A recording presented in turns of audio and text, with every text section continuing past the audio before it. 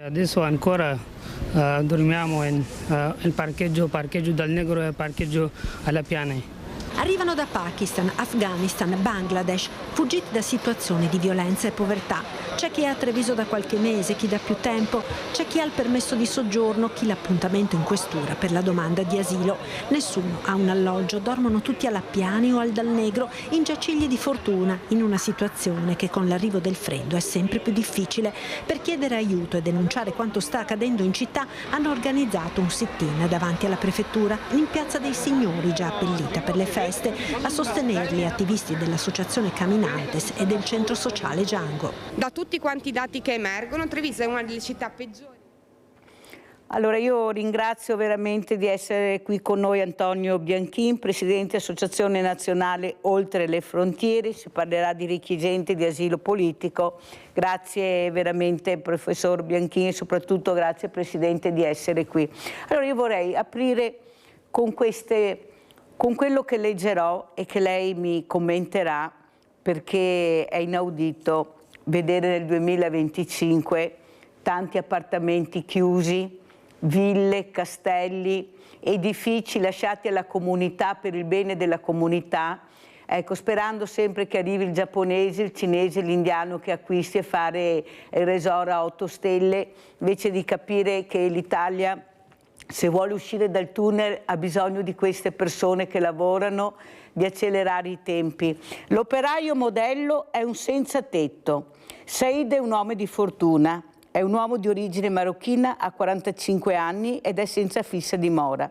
Ho raccolto l'uva in nero per un mese e mi hanno già prenotato per il radicchio. Di notte senza fissa dimora, inquilino abusivo del parcheggio Dal Negro, di giorno bracciante, richiestissimo nei campi della Marca. E ora che è appena terminata la vendemmia è già stato intercettato e prenotato per la raccolta del radicchio. Lui ha 45 anni, è di origine marocchina e dopo aver perso il lavoro che aveva da diversi anni lavora nei campi, rigorosamente in nero e sempre al solito posto. Lo chiameremo Said per non renderlo riconoscibile e per non rischiare di fargli perdere il lavoro, che gli permette quantomeno di prendersi da mangiare. Lui è anche uno dei circa 20 senza fissa dimora che sono stati cacciati dal parcheggio Dal Negro, dopo che la società che lo gestisce ha fatto sgomberare gli ultimi piani del parco.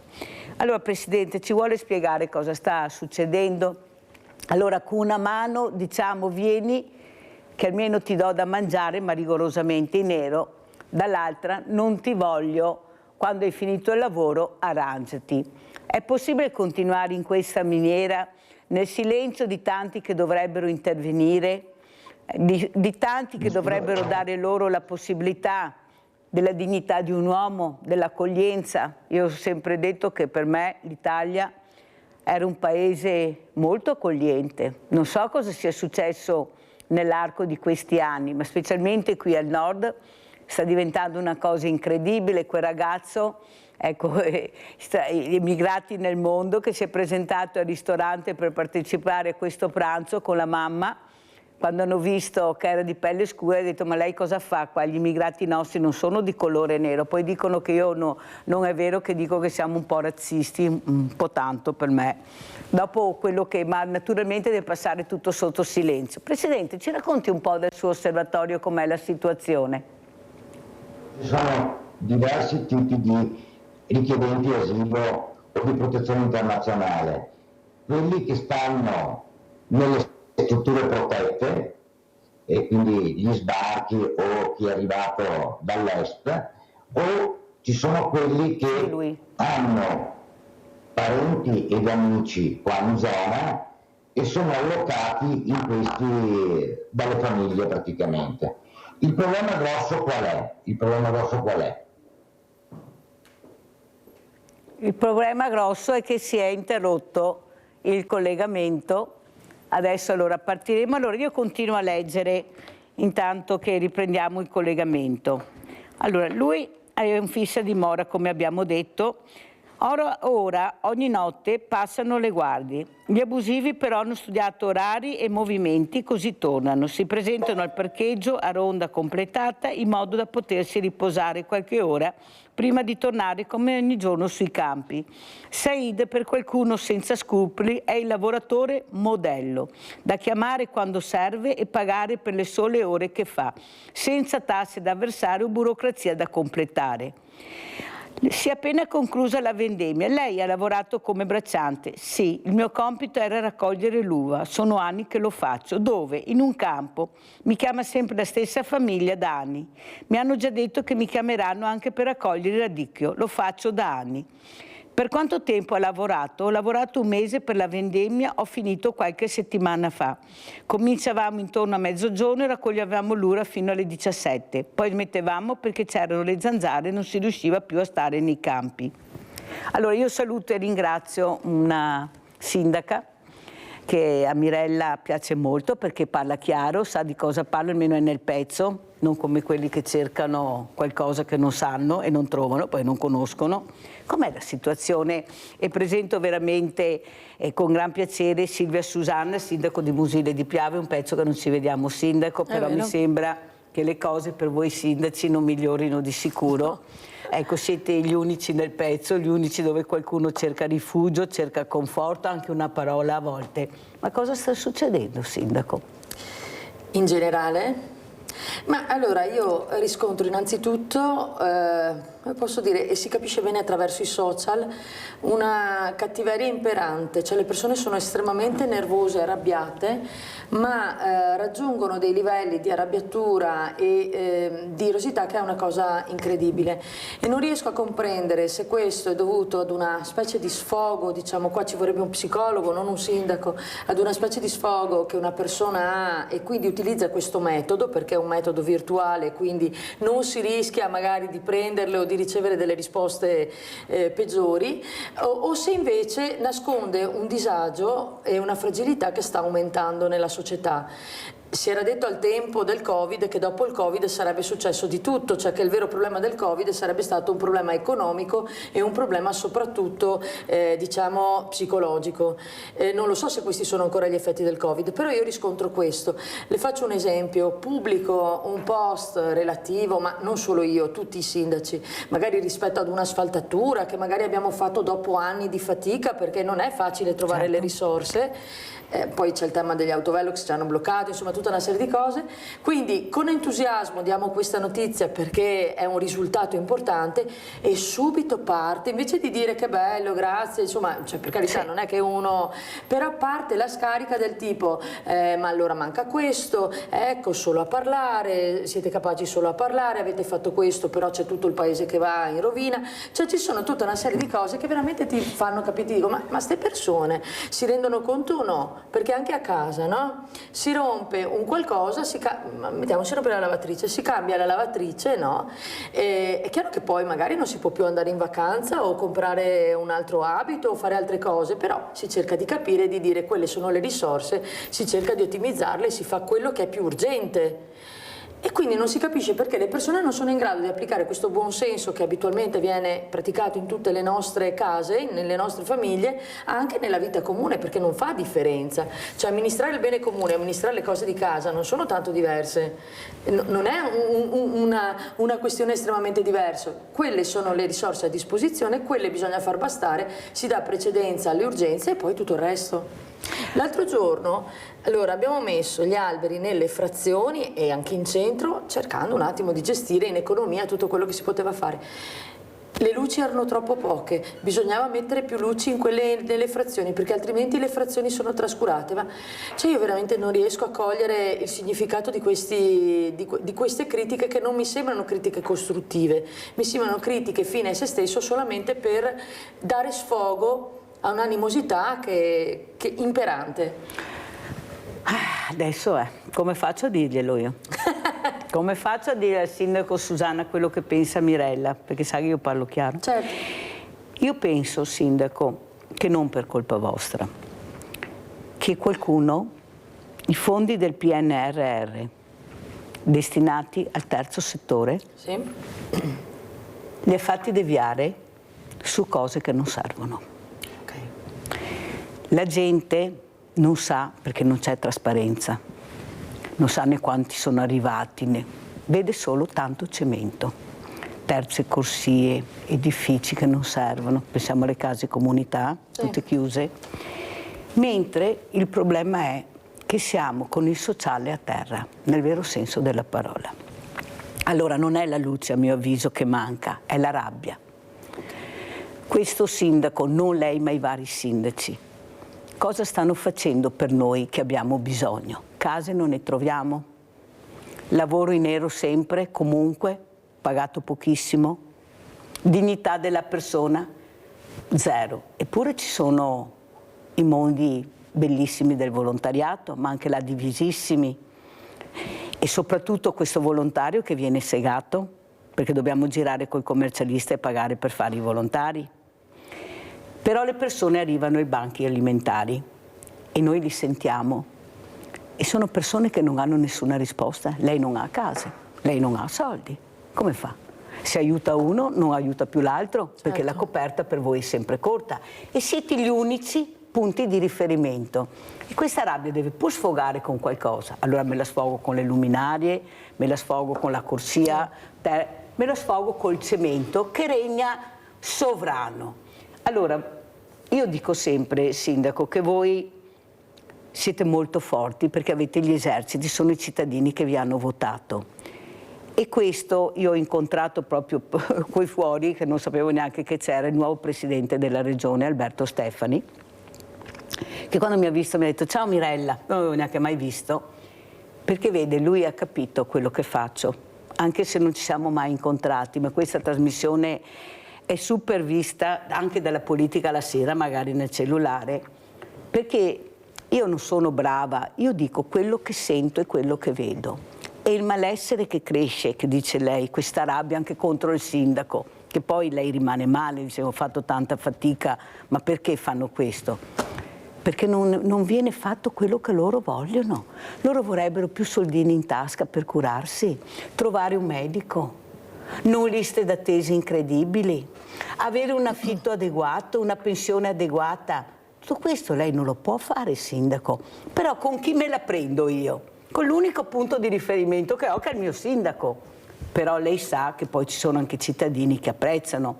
Tanto è vero che se fate bene vi rieleggono.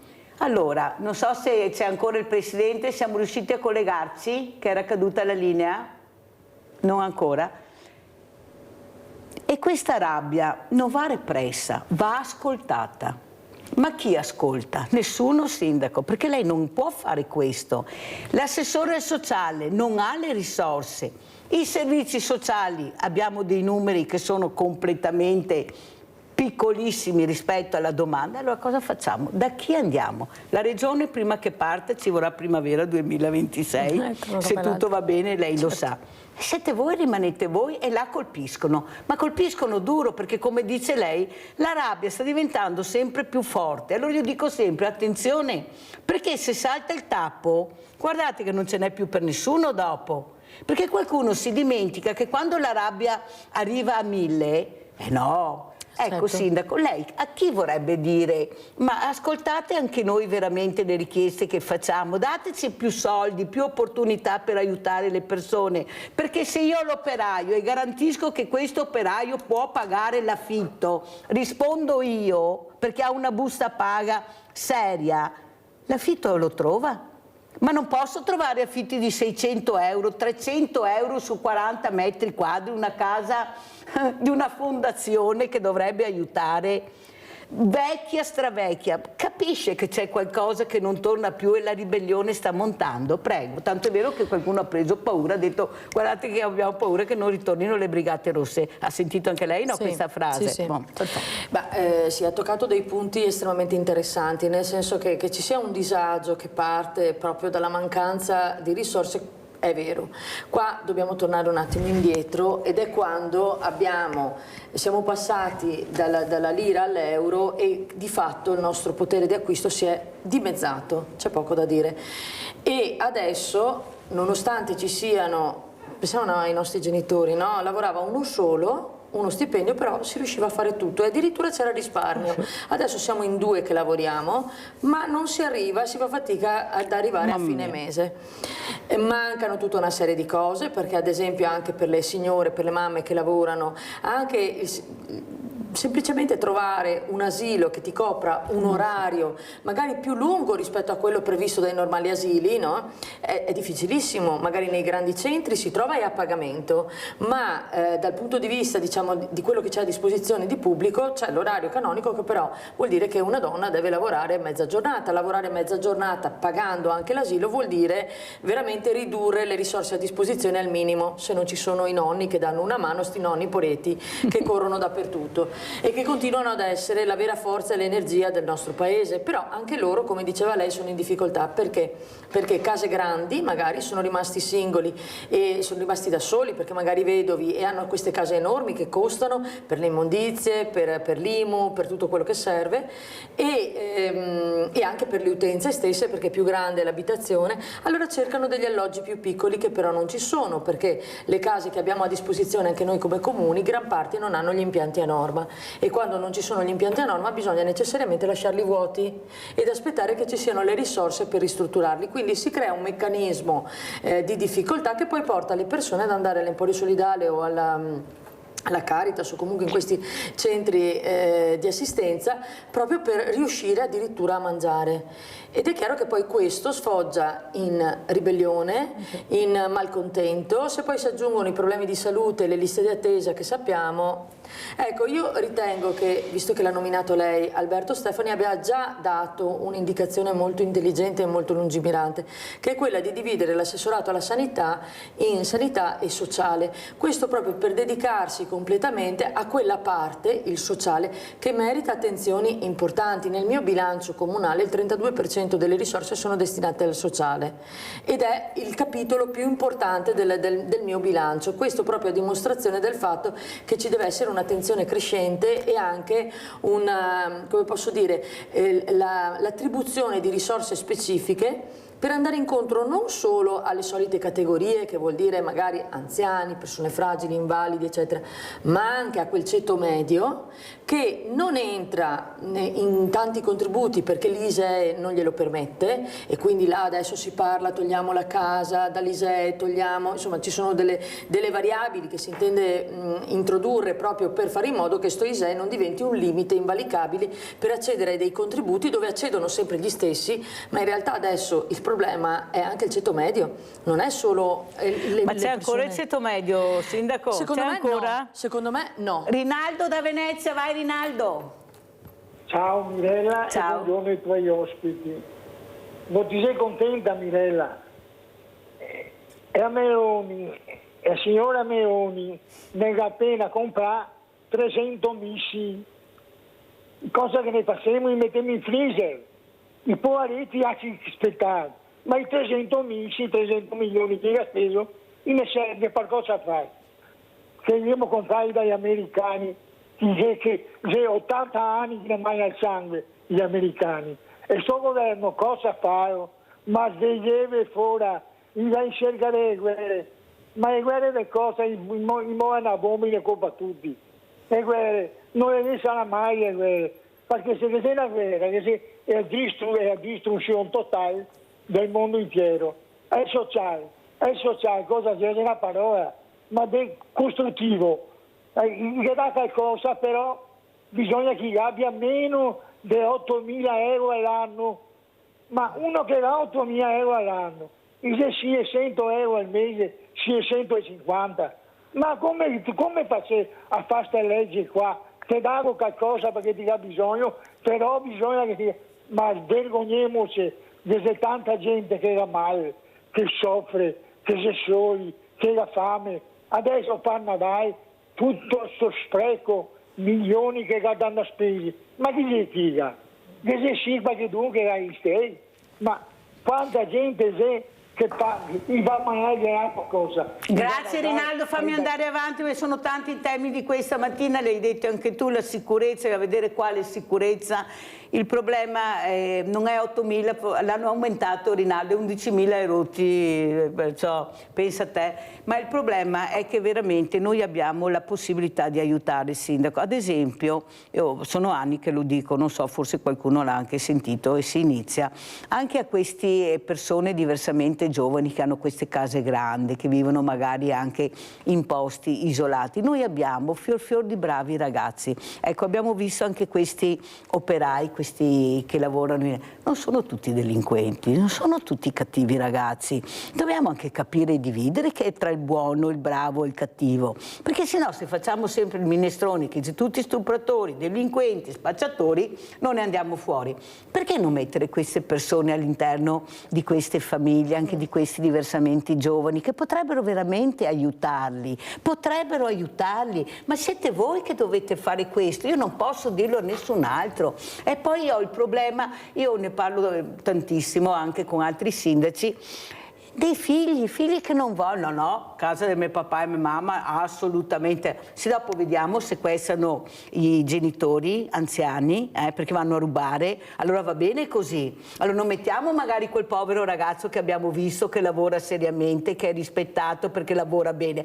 No, perché è di colore scuro, no, ci mancherebbe, vuoi che metto in casa una roba del genere? Ma come si fa a smetterla di capire che sono persone come noi, che hanno un cuore, un cervello, una testa, e se sono brave persone di accoglierle? Ma cos'è sta storia, sindaco? Che non riesco, però va bene se lavora nei campi, va bene che raccolga l'uva, il radicchio e tutto quello, qua là va bene, dopo arrangiati. Una volta i nostri illuminati, che erano i nostri industriali con la quinta elementare, la prima cosa che facevano era la casa per gli operai e vicino alla fabbrica. Adesso è sparito tutto e voi siete col cerino in mano, sempre voi, solo voi, ma non potete fare niente, però la voce è importante. Prego. Ma allora, sul tema degli immigrati bisogna fare un po' un distinguo, nel senso che io nella mia città ho un CAS, no? Un centro di accoglienza.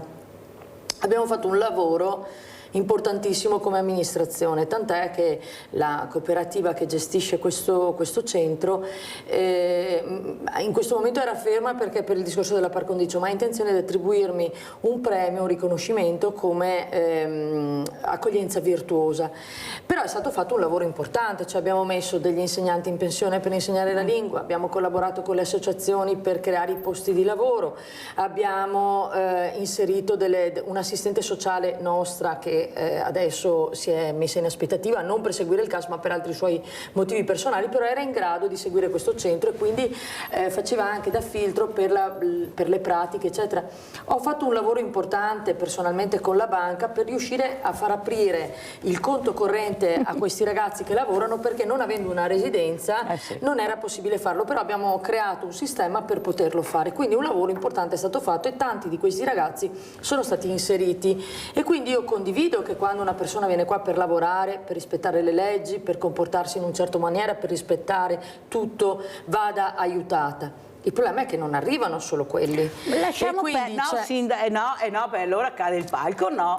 Allora lavoriamo su quelli bravi. Su quelli bravi, secondo lavoriamo me. Là, certo. Lasciamo perdere gli altri, dividiamo. Allora, sì. Sei bravo, ti metto di qua, non sei bravo, ti metto, ma quello bravo va aiutato e li vediamo. Sì, invece. no, ma io intendevo dire che probabilmente quel disagio che lei diceva prima, relativo al fatto che uno dice non mi metto in casa questo, non mi metto in casa l'altro e questi qua vengono qua solo per delinquere, eccetera, è che perché purtroppo non c'è, se non c'è una bella collaborazione, voglio dire, tra la cooperativa, la prefettura, eccetera, arriva tutta sta gente che poi la devi gestire. Allora o c'è un sistema, come dice lei, i brutti e i cattivi li mandiamo via e ci teniamo i buoni, e allora lì condivido. Anche perché li conosciamo. Esatto, i buoni che rimangono, però servono poi, serve poi certezza rispetto a quelli che non vanno bene, che vengano effettivamente mandati via, perché poi altrimenti non ci si può neanche meravigliare di questo disagio crescente nei confronti però noi di tutti. continuiamo a concentrarci su quelli cattivi e non sui buoni. Purtroppo è là il problema vero. Se invece ci concentrassimo sui buoni, in maniera che danno anche loro l'esempio a quelli meno buoni,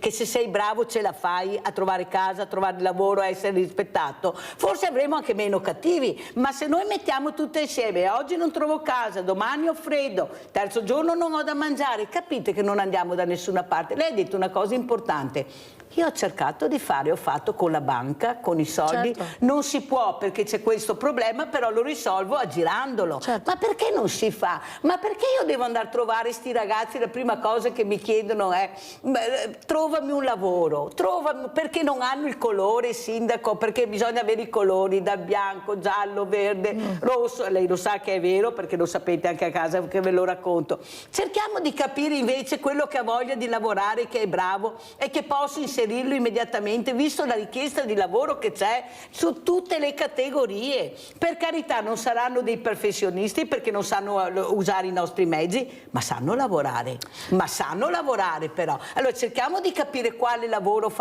sanno fare e come cercare di fare la formazione, però lavorando, no guardando il computer, lavorando, sindaco. Una volta si imparava a lavorare lavorando, non stando seduti a scuola a imparare solo. Prego. No, dico, anche adesso si impara così. Il problema è che appunto quando queste persone arrivano vanno formate, cioè c'è un lavoro dietro da fare e che è un lavoro importante che secondo me vale la pena fare perché, come diceva lei, c'è una carenza in quasi tutti i settori, ma è anche vero che non possiamo, cioè io diciamo sono abbastanza critica quando sento dire no, senza di loro non riusciamo, cioè, serve anche manodopera qualificata, ma per arrivare ad una qualificazione è vero, si impara lavorando, ma si impara anche facendo un percorso, perché purtroppo se uno non conosce neanche la lingua capisce bene che è difficile insegnargli. Sindaco, guardi che minimo sanno due lingue sti ragazzi. Non tutti, c'è da fare un lavoro importante, c'è da fare un lavoro importante, questo io sono la prima a dire. Quando mi sono trovata nella situazione che mi hanno detto è stata affittata questa casa privata alla prefettura per l'accoglienza, in un primo momento ho detto vabbè, adesso vediamo un attimo cosa bisogna fare, poi mi sono rimboccata le maniche e ho detto vabbè, ce li ho, devo fare in maniera che diventino un vantaggio, che diventi un qualcosa di positivo per la mia città, altrimenti ha avuto problemi? No, con quelli, allora, lì c'è stato però, come dicevo prima, un lavoro molto particolare con la cooperativa dove, siccome si vede subito quando uno viene qua per fare bene le cose e quando invece viene qua per fare altro, basta guardarli, esatto. Quindi una prima scrematura avviene naturalmente perché tanti che arrivano qua arrivano per stare solamente il tempo di poi andare in Belgio, in Francia, in Germania, un passaggio, e quindi questi se ne vanno da soli. Quelli che rimangono però bisogna guardarli e bisogna purtroppo bisogna assolutamente fare una selezione, perché altrimenti arrivano i problemi, perché quelli che vogliono lavorare, che hanno voglia, si riesce a integrarli, a fare un percorso, ma quelli che non hanno voglia, poi lei prima ha detto una cosa importante, ha detto sì, però poi mancano gli alloggi. E quindi magari potrebbe essere utile magari l'accompagnamento a questi anziani, perché degli imprenditori che hanno collaborato in questo progetto hanno anche poi messo a disposizione degli alloggi, perché quando si superano i 600 euro al mese di stipendio bisogna uscire dal CAS, quindi bisogna trovare un posto dove alloggiare. E adesso questi imprenditori si stanno anche unendo per poter fare, diciamo, per recuperare degli edifici e creare questi alloggi, quantomeno in un primo periodo, perché poi insomma anche loro si troveranno o acquisteranno una casa, come facciamo noi, no? O acquisteranno una casa o se ne affitteranno una da un'altra parte, insomma si creeranno altre condizioni, però in un primo momento bisogna provvedere. Però ripeto, anche lì bisogna effettivamente fare un lavoro significativo che non è semplice ed è molto dispendioso, non tanto dal punto di vista economico quanto in tema di energie spese per fare questo. Allora mi venivano a prendere in macchina, sempre questo nome di fortuna, questo Said racconta, mi venivano a prendere in macchina la mattina e poi mi portavano a casa la sera. Durante questa vendemmia eravamo in 7 quest'anno, anche ragazzi provenienti dal Burkina Faso, ma è capitato negli anni scorsi che fossimo anche molti meno. A volte lavoravo io con i proprietari del campo. Io sono veloce, sono l'unico marocchino, i signori mi vogliono bene ormai. Mi hanno pagato poco più di 1.000 euro. Tanto però ho lavorato tanto, ho sempre lavorato in nero per forza. Conoscevo da tempo i proprietari, mi chiamavano prima dell'inizio del lavoro. So già che mi chiameranno per raccogliere il radicchio. A volte taglio anche l'erba e per quello mi pagano bene, mi pagano direttamente loro. Non è un'azienda, è una famiglia privata, mi chiama sempre la stessa persona ed è lei che ci paga. Altri ragazzi lavorano per delle aziende. No, loro non hanno una casa, io sono l'unico a dormire da Dal Negro, la mia famiglia non lo sa. Tempo fa avevo un lavoro stabile, una casa, ma poi mi hanno licenziato e nessuno mi ha più assunto. Così non potevo più pagare l'affitto e mi hanno cacciato da casa. Nessuno vuole assumere uno straniero di 45 anni e nessuno dà una casa in affitto ad un uomo che non ha un contratto di lavoro. Mi compro da mangiare, così evito di andare a mangiare alla mensa della Carità. Compro qualcosa e così non devo chiedere aiuto a nessuno. Questa è la dignità della persona che io vedo, che io sento. Adesso siamo a Natale, io vorrei capire, Sindaco, che forse anche la politica, perché si parlava prima che parti la Regione, ci vorrà il 2026, di cercare, visto che siamo buoni, fatti buoni con queste persone, di cercare di guardare quelli che se lo meritano almeno con occhi diversi, perché sennò non ne andiamo mica fuori qui. La violenza sta aumentando e non sono questi i violenti, sono i nostri ragazzi, sono i quindicenni, sedicenni, diciottenni, ventenni che nessuno vuole fermare. Non vorrà mica dirmi che in Italia 500 ragazzi sono 5, io non credo neanche arriviamo, che sono sempre gli stessi che girano, che hanno tutte le possibilità di delinquere perché tanto sanno che sono minori, oppure la legge in qualche modo viene superata. Capisce che bisogna fermare questi e aiutare invece quelli che hanno bisogno di lavorare? Pubblicità.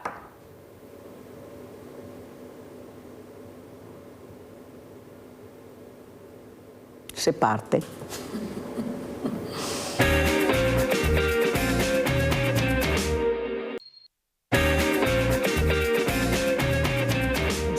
Venezia, ciao cara Giulia. Giulia? Non c'è Giulia. Non sento Giulia, è caduta la linea. Allora riprendiamo Giulia, allora ritorniamo all'argomento che eravamo con la sindaca Silvia Susanna, sindaco di Musile di Piave, una sindaca nel pezzo, avete sentito, cerca di aggirare anche gli ostacoli che sono anche tanti per questi sindaci, pensiamo alla burocrazia ad esempio, però bisogna pure iniziare a parlare perché così possiamo andare avanti, cioè il bisogno di lavoro c'è, le persone le abbiamo che hanno voglia anche di lavorare, cerchiamo di concentrarci su quello, questo è l'obiettivo di questa mattina. Prego Sindaco. Sì, sicuramente c'è bisogno a vari livelli di manodopera e di persone che vengono a lavorare, come dicevo prima, laddove si può trovare un aiuto anche in questi ragazzi che arrivano, quelli, ripeto perché ci tengo a dirlo, quelli che vengono qui per lavorare. Lì certo. Io sono convinta che bisogna fare qualcosa anche per poter rispondere a una domanda delle aziende. Parliamoci chiaro, non è solo il problema di chi viene qua e ha difficoltà, ma c'è il problema anche delle aziende che devono andare avanti e quindi hanno bisogno di queste cose qua.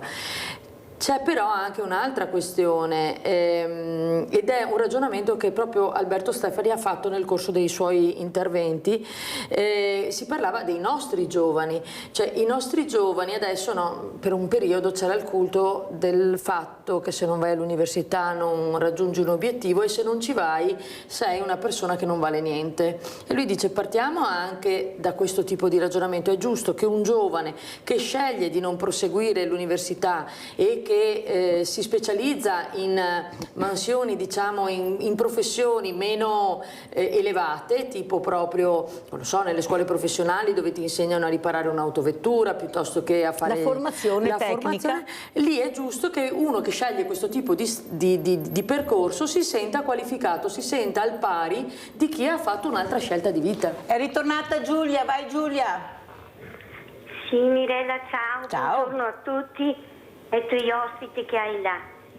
Allora Mirella, complimenti al signor Rinaldo per quello che ha detto, perché Mirella, la signora Meloni dice che per fare la pace bisogna preparare la guerra, invece Papa Leone ieri ha detto che per fare la pace bisogna preparare la pace si prepara non acquistando armi e fanno patire i suoi cittadini perché lei deve...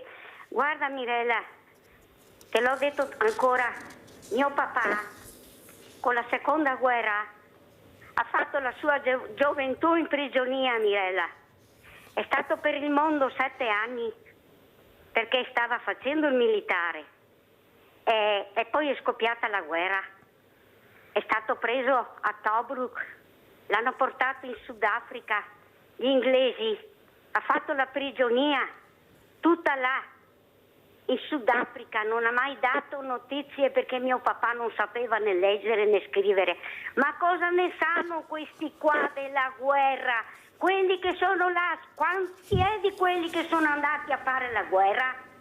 Mio papà è venuto a casa, che era bianco come il muro, e le donne qua vicino ti facevano l'ovetto sbattuto per tirarlo su, Mirella.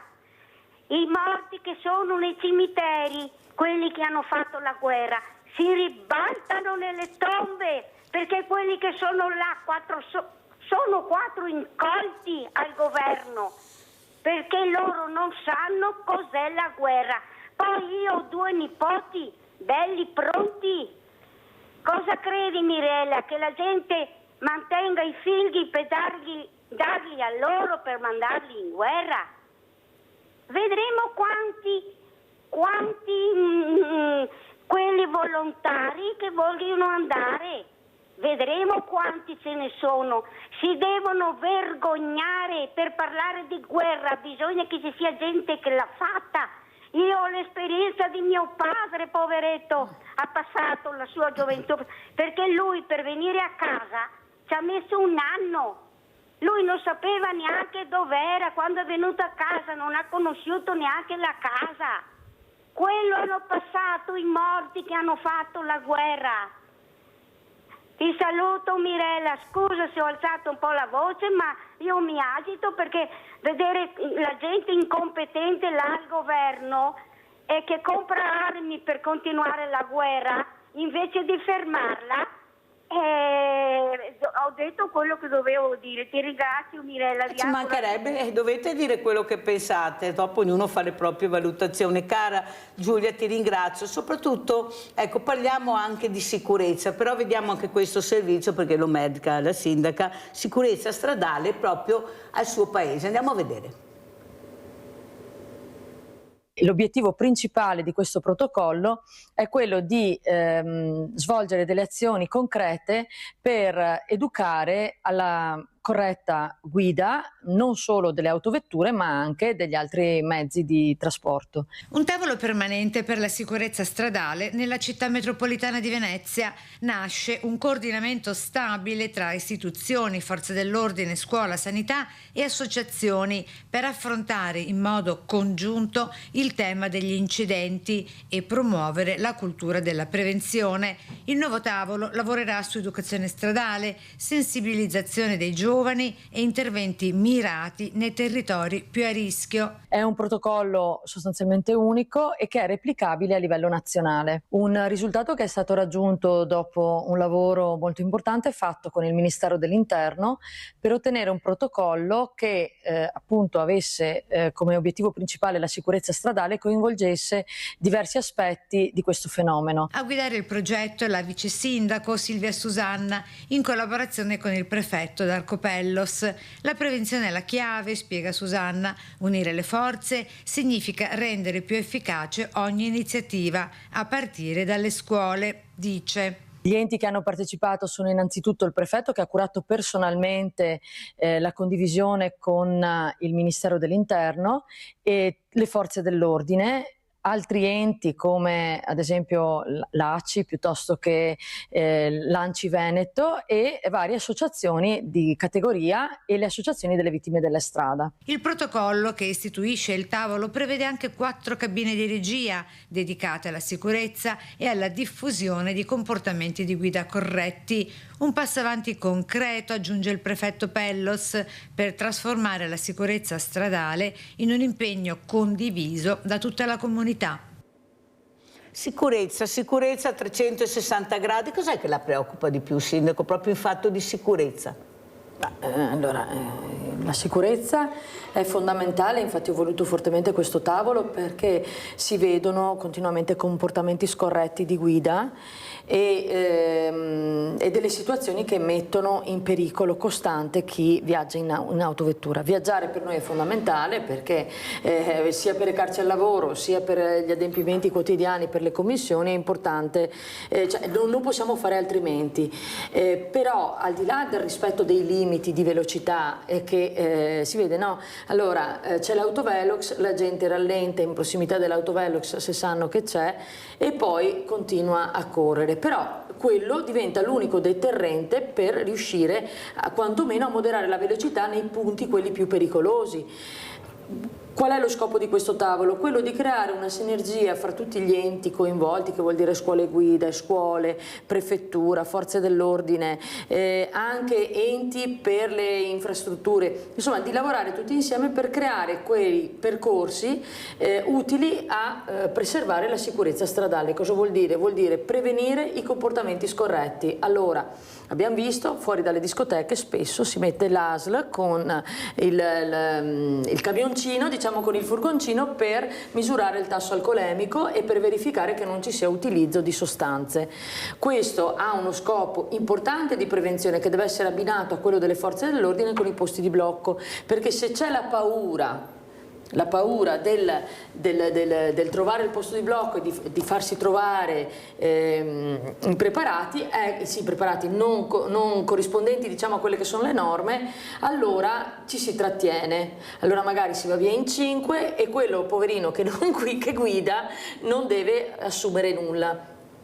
Poi però c'è una questione che io ho sollevato: sì, va bene, facciamo i controlli, diamo le sanzioni, togliamo le patenti, li mandiamo al SERD per fare il percorso di recupero, tutto giusto, ma bisogna creare un'alternativa, perché un giovane che deve andare giustamente a divertirsi, perché i giovani devono divertirsi, è nella loro, insomma, l'abbiamo fatto noi, lo devono fare tutti.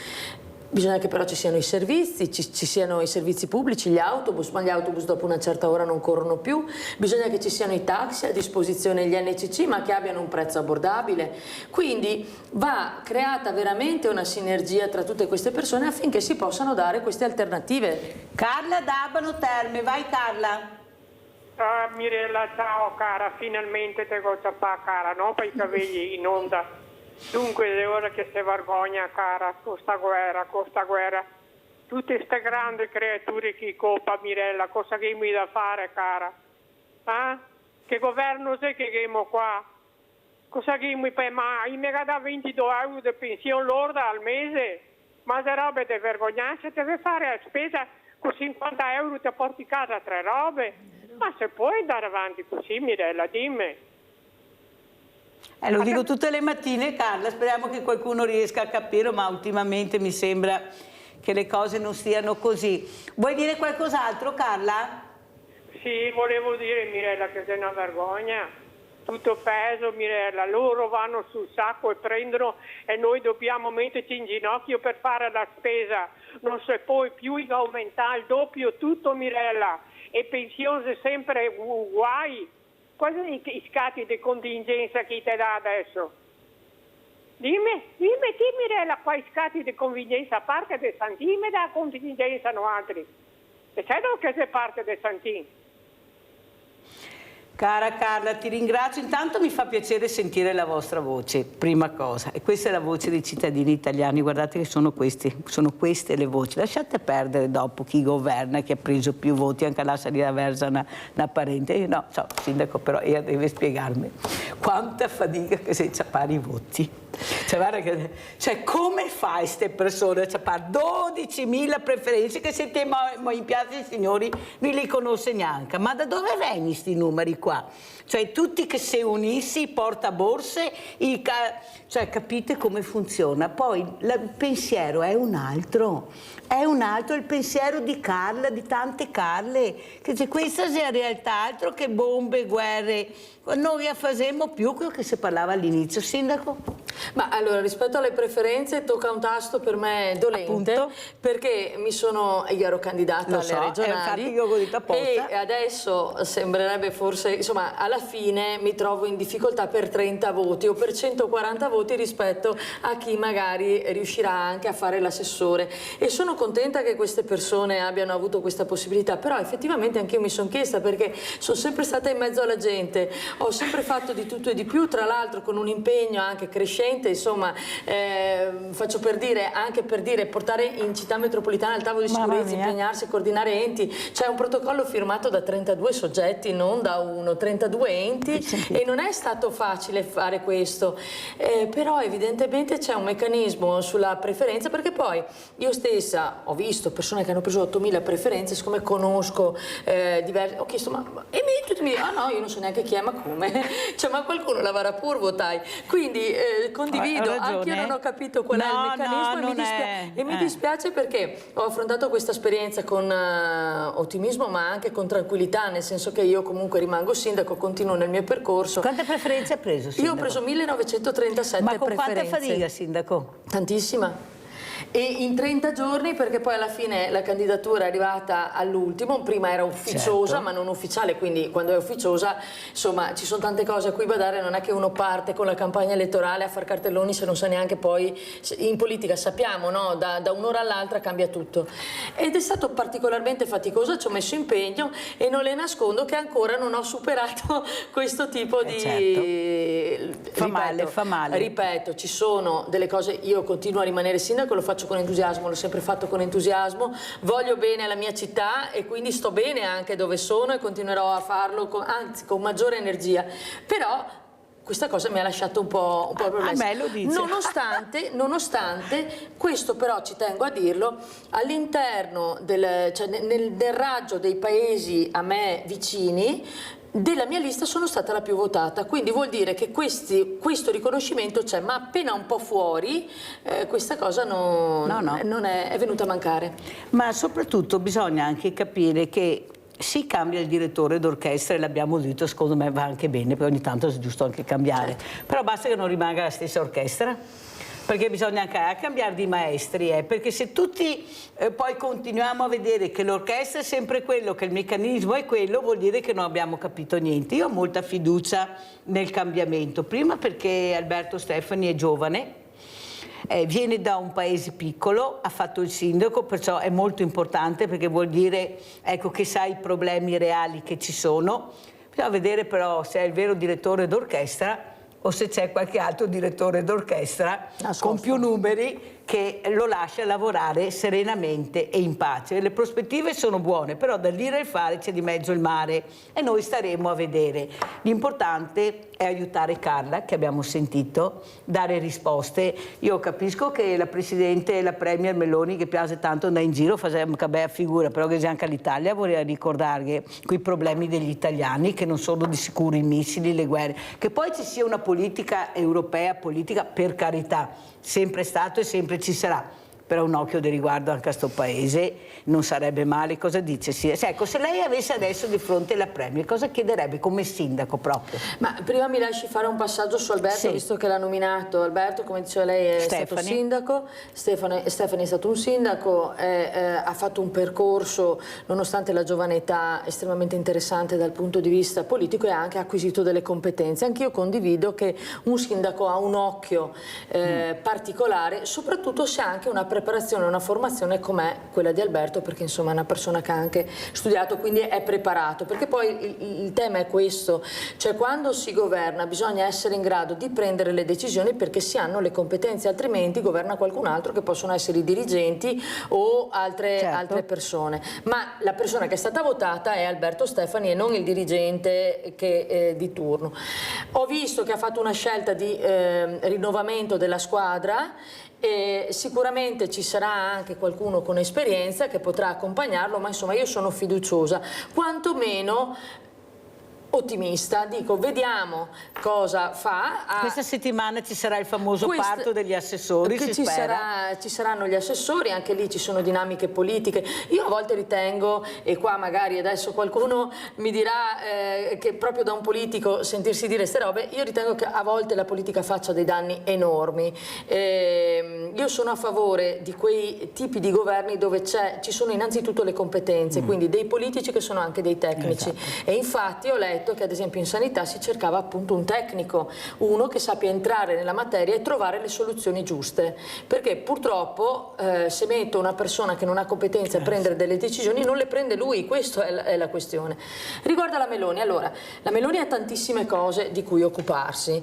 Lei è una persona sicuramente preparata, perché non l'ho mai vista dire delle cose che non siano state quantomeno ragionate, condivisibili o meno, ma sicuramente c'è un ragionamento di fondo e questo è apprezzabile. Poi mi permetto di dire che essendo anche donna non è facile, perché anch'io lo riscontro questo: se vuoi emergere e far bene devi fare il doppio di quello che farebbe un uomo viene perdonato di più. Viene perdonato di più e questo è un altro dato di fatto. Per quanto riguarda le questioni di cui lei deve occuparsi, è vero, c'è l'Italia, però noi, volenti o nolenti, facciamo parte dell'Europa.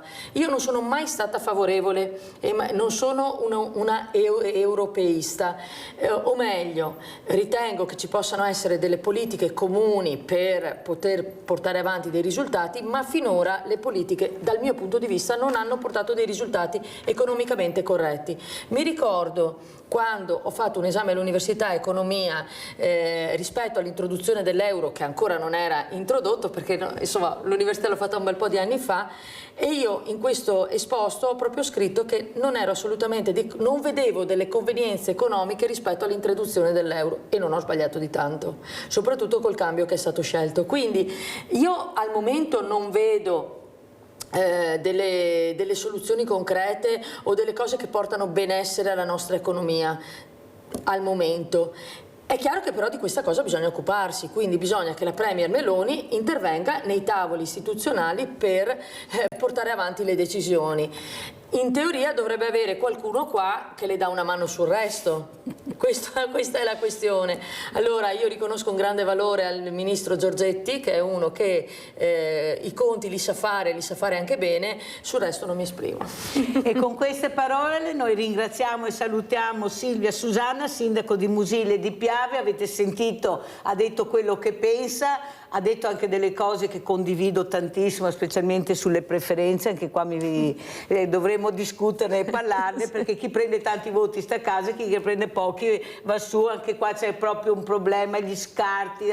Se per cortesia ci spiegaste anche com'è la storia, sarebbe mica male per le prossime elezioni che saranno in primavera, che in primavera andremo a votare ancora. E vai, grazie, pubblicità.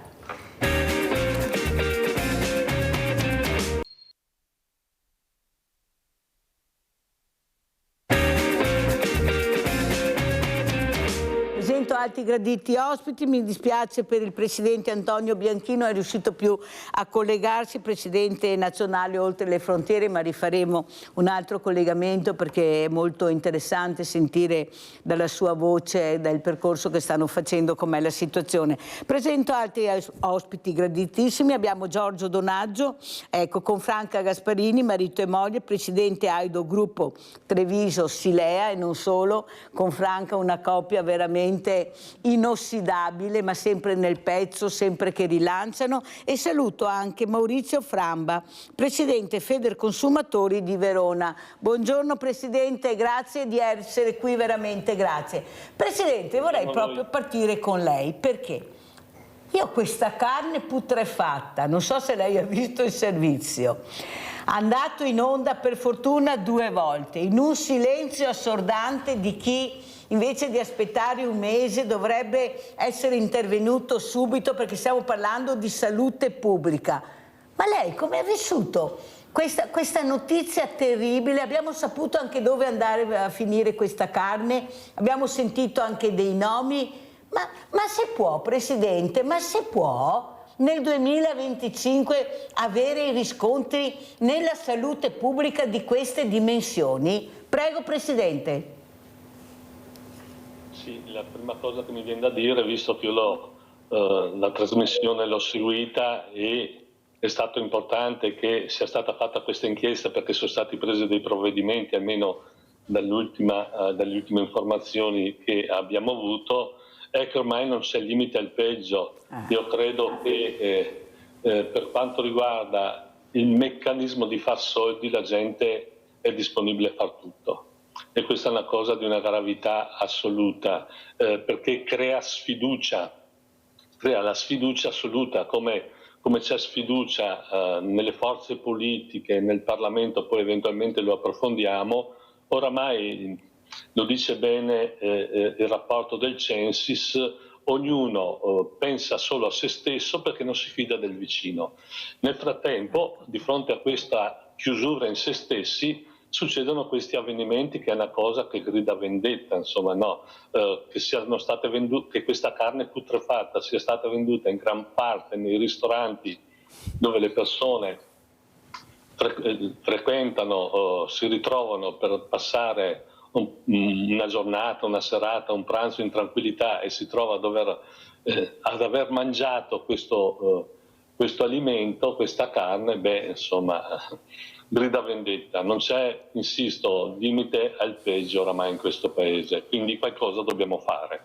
Presidente, anche perché i messaggi che arrivavano è la sicurezza in Italia, soprattutto sull'alimentare, è perfetta, c'è una sicurezza incredibile, avete visto che sicurezza. Allora, prima è successo con la pasta, grano italiano, poi abbiamo scoperto che era solo scritto ai grano italiano e lo vedeva col binocolo. Adesso la carne, ma cosa ci stanno proponendo e chi dovrebbe controllare? Ma è possibile che di queste dimensioni, questo macello, nessuno sapeva niente con questi camion che giravano, con questi controlli? Io non mi ricordo che associazione che ho avuto, controlli li fanno sempre agli stessi e non dove dovrebbero essere controllati. Cos'è che vede lei, Presidente? Cos'è il controllo in Italia? Perché noi cittadini siamo con le spalle al muro, cosa possiamo controllare? Se addirittura è falsificata l'etichetta, la prima cosa che guarda, controlla l'etichetta, si apre l'etichetta. Cioè, cosa sta succedendo, Presidente? E chi secondo lei avrebbe dovuto veramente, io non ci credo che nessuno sapesse, guardi, glielo dico proprio tranquillamente, io non ci credo che nessuno sapesse quello che avveniva all'interno di questo enorme macello. Prego. Io, a differenza sua, spero che nessuno sapesse, però mi viene da pensare invece, come dice lei, il dato vero è che nei paesi evoluti, che si ritengono evoluti, i controlli sono un elemento essenziale, ma devono essere controlli veri, quindi ci devono essere degli enti, delle associazioni, delle responsabilità. Nel caso del macello arrivava la telefonata un paio di giorni prima che diceva anche a che ora doveva arrivare il controllo. È chiaro che tutto veniva messo in ordine. Allora, non è che bisogna fare i controlli come nel caso del dipendente, non so se l'avete seguito, il supermercato PAM, che era stato licenziato perché gli avevano nascosto il prodotto all'interno mi sembra, della cassetta di birre, e l'hanno licenziato per mancato rispetto del regolamento interno. Quello sì che è una forma di controllo esagerato che ha portato il licenziamento. In questo caso invece i controlli devono essere seri, perché ne va di mezzo, soprattutto quando si parla di salute, ne va di mezzo la vita delle persone. Le faccio un altro esempio, quello dell'altro giorno, non so poi, perché io non è che dico colpevole finché non sono state fatte le verifiche del caso, ma quel primario a Roma che si è preso 3.000 euro di tangenti per quanto riguarda l'aspetto della salute, per quanto riguarda le persone che dovevano fare la dialisi. Ecco che torniamo un po' al discorso di prima: se non ci sono i controlli attenti e le giuste pene, è chiaro che laddove c'è la possibilità, io credo, di far soldi, il livello di, tra virgolette, onestà, correttezza delle persone, non vorrei dirla ma la dico, forse negli ultimi anni in questo paese, di fronte al dio danaro, il livello di responsabilità, di moralità si è molto abbassato, e questa è una cosa molto brutta, insomma. rispetto alla quale c'è un grande lavoro da fare, logicamente, perché vuol dire anche rispetto degli organismi, rispetto agli organismi che fanno i controlli. E l'altra cosa importante, forse la cosa per quanto riguarda la cosa che diceva lei, ma chi controlla il controllore? Perché questo è importante. Chi controlla il controllore? E nella logica organizzativa ci dovrebbe essere anche chi controlla il controllore, ci dovrebbe essere anche chi controlla il numero uno all'interno di un'azienda, all'interno della politica, all'interno di tutto quello che è il mondo organizzato di cui noi facciamo parte. Ma non le sembra, Presidente, che abbiano fatto delle leggi ad hoc proprio a tutela delle persone che delinquono? Perché ormai quello che si comporta bene, che paga le tasse, che è una persona onesta, è quasi quasi visto come un cretino. No, lo dico chiaramente perché funziona così, tu fai a quello. Quello che invece che delinque, che gira con macchine di lusso, con lo Rolex, che ha 850, cioè quello signor Paron, servo suo signor Paron, cioè siamo così noi qua nel Veneto. E così lo facciamo anche con la politica, qua e disturbare l'onorevole, il senatore, se lo vediamo, ci mancherebbe, servo suo signor Paron. No, io direi, Presidente, che dobbiamo anche iniziare a mettere i puntini sulle i. Queste persone sono pagate da noi con i soldi nostri, devono rispondere di quello che fanno, dobbiamo avere delle leggi che chi sbaglia paga severamente, specialmente nella salute pubblica, e invece basta avere un bel avvocato di un foro importante, avere soldi, magari arrivi anche la prescrizione, così tanto ce la fanno perché hanno tutte le scappatoie per arrivare alla prescrizione. Capisce che il mondo è fatto per i furbi e non per le persone oneste. Allora, Giorgio Donaggio, Aido, invece salute pubblica. A proposito di salute pubblica, voi con tua moglie, con Franca, cercate invece di dare il massimo, di far capire l'importanza della donazione, ecco, questo dono prezioso, però anche qua facciamo molta fatica a capire perché si dona molto poco. Anche i ragazzi a 18 anni quando fanno la carta d'identità i numeri non ci sono, forse non c'è informazione, hanno paura, ci penserò più avanti, però la realtà è questa. Cosa vuoi dire, Presidente? Ma diciamo che ultimamente l'età della donazione si è spostata molto più avanti. Adesso la media della gente che dona è 70 anni addirittura. Questo è un bene, perché vuol dire che a 70 anni si è ancora efficienti, si è ancora in grado di fare una donazione. Però la fascia d'età più in crisi, vediamo quando c'è il rinnovo della carta d'identità, ad esempio, è fra i 18 e i 35 anni. C'è proprio un calo netto di chi dice sì. Aspettiamo noi anche da Aido Nazionale che avere qualche delucidazione il motivo, perché noi siamo sempre nelle piazze. E cerchiamo di contattare i giovani, quando passano gli diamo i depti, cerchiamo di avere un dialogo. Però effettivamente sta difficoltà c'è. Addirittura adesso dicevano, guardate, anche le case di riposo, 70 anni, andate là, perché tutto sommato è più facile che ci sia gente che dona nelle case di riposo che non nelle scuole. È un po' assurda sta. Eppure, Franca, sono anni, Franca Gasparini, che andate nelle scuole, che cercate di portare questo messaggio. Prego. Allora, guarda, intanto faccio una premessa. Sì, è vero, purtroppo le due fasce critiche sono i giovani, i giovanissimi e le persone ultra sessantenni. Allora, noi stiamo facendo una grossissima campagna proprio nelle scuole e ci sono i giovani, non sono tutti che dicono di no, ci sono anche tanti giovani ben disposti verso il volontariato, verso il dono, e addirittura stiamo portando avanti, e adesso ci sarà la festa finale il 13 dicembre, un progetto regionale proprio per attirare i giovani. I giovani hanno aderito, ci sono 50 ragazzi formatori che hanno già cominciato ad andare nelle scuole a parlare agli altri ragazzi. Però quindi c'è anche una parte buona dei nostri ragazzi. Però c'è bisogno sì di giovani che vadano a parlare nelle scuole, però c'è anche bisogno di volontari diversamente giovani, come appunto possiamo essere io, Giorgio, i nostri consiglieri, eccetera, che riescano proprio a parlare alle persone ultrasessantenni, perché succede questo.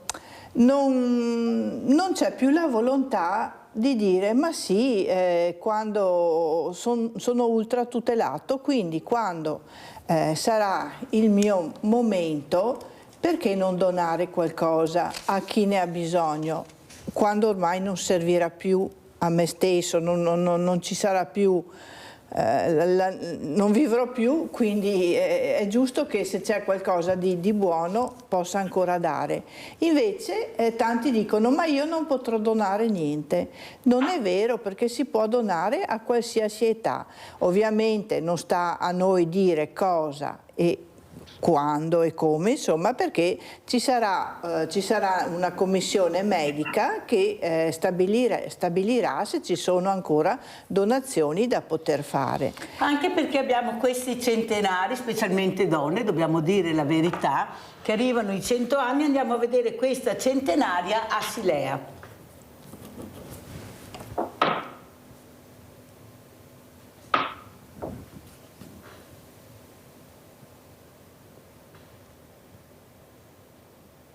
Oggi ti abbracciamo tutti con gratitudine e affetto sincero, celebrando questo traguardo meraviglioso e il valore della tua storia, che è anche un po' la storia del nostro paese.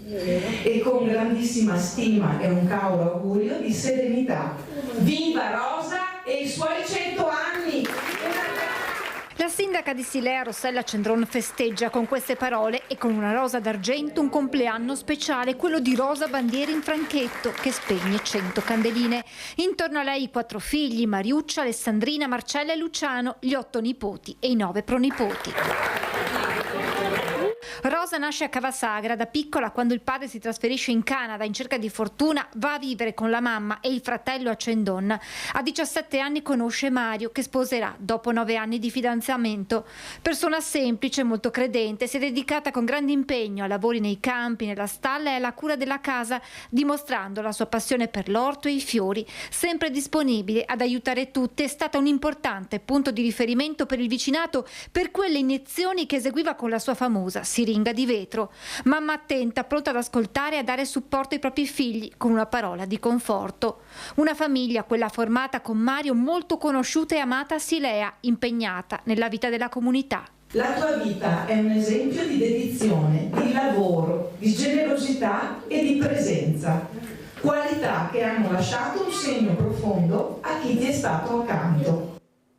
Allora festeggiamo Rosa, ma avete visto 100 anni, avete visto questi diversamente giovani che arrivano a questa età dopo anni e anni di lavoro duro, di sacrificio, e non c'erano i mezzi di sicuro che ci sono adesso, io non so come facevano una volta. Eppure avete visto che fisici eccezionali, perché mangiavano anche sano, io sono convinta, poco ma sano, molto sano rispetto a quello che ci stanno facendo mangiare adesso e che non sapremo neppure, non sappiamo neppure quello che mangiamo, visto che la plastica ormai si trova dappertutto, compreso nel pesce, no? Perché veramente uno dice mangio pesce, si sappio.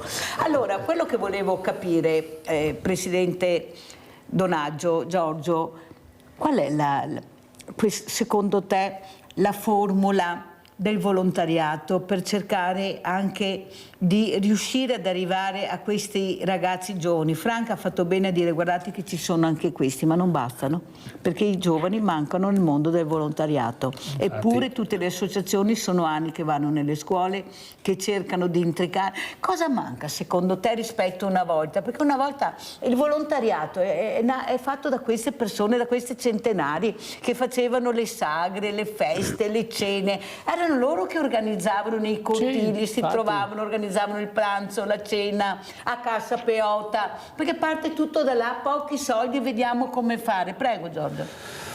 Ma i giovani, noi che abbiamo una certa età, chiaramente si fa anche fatica a trovare.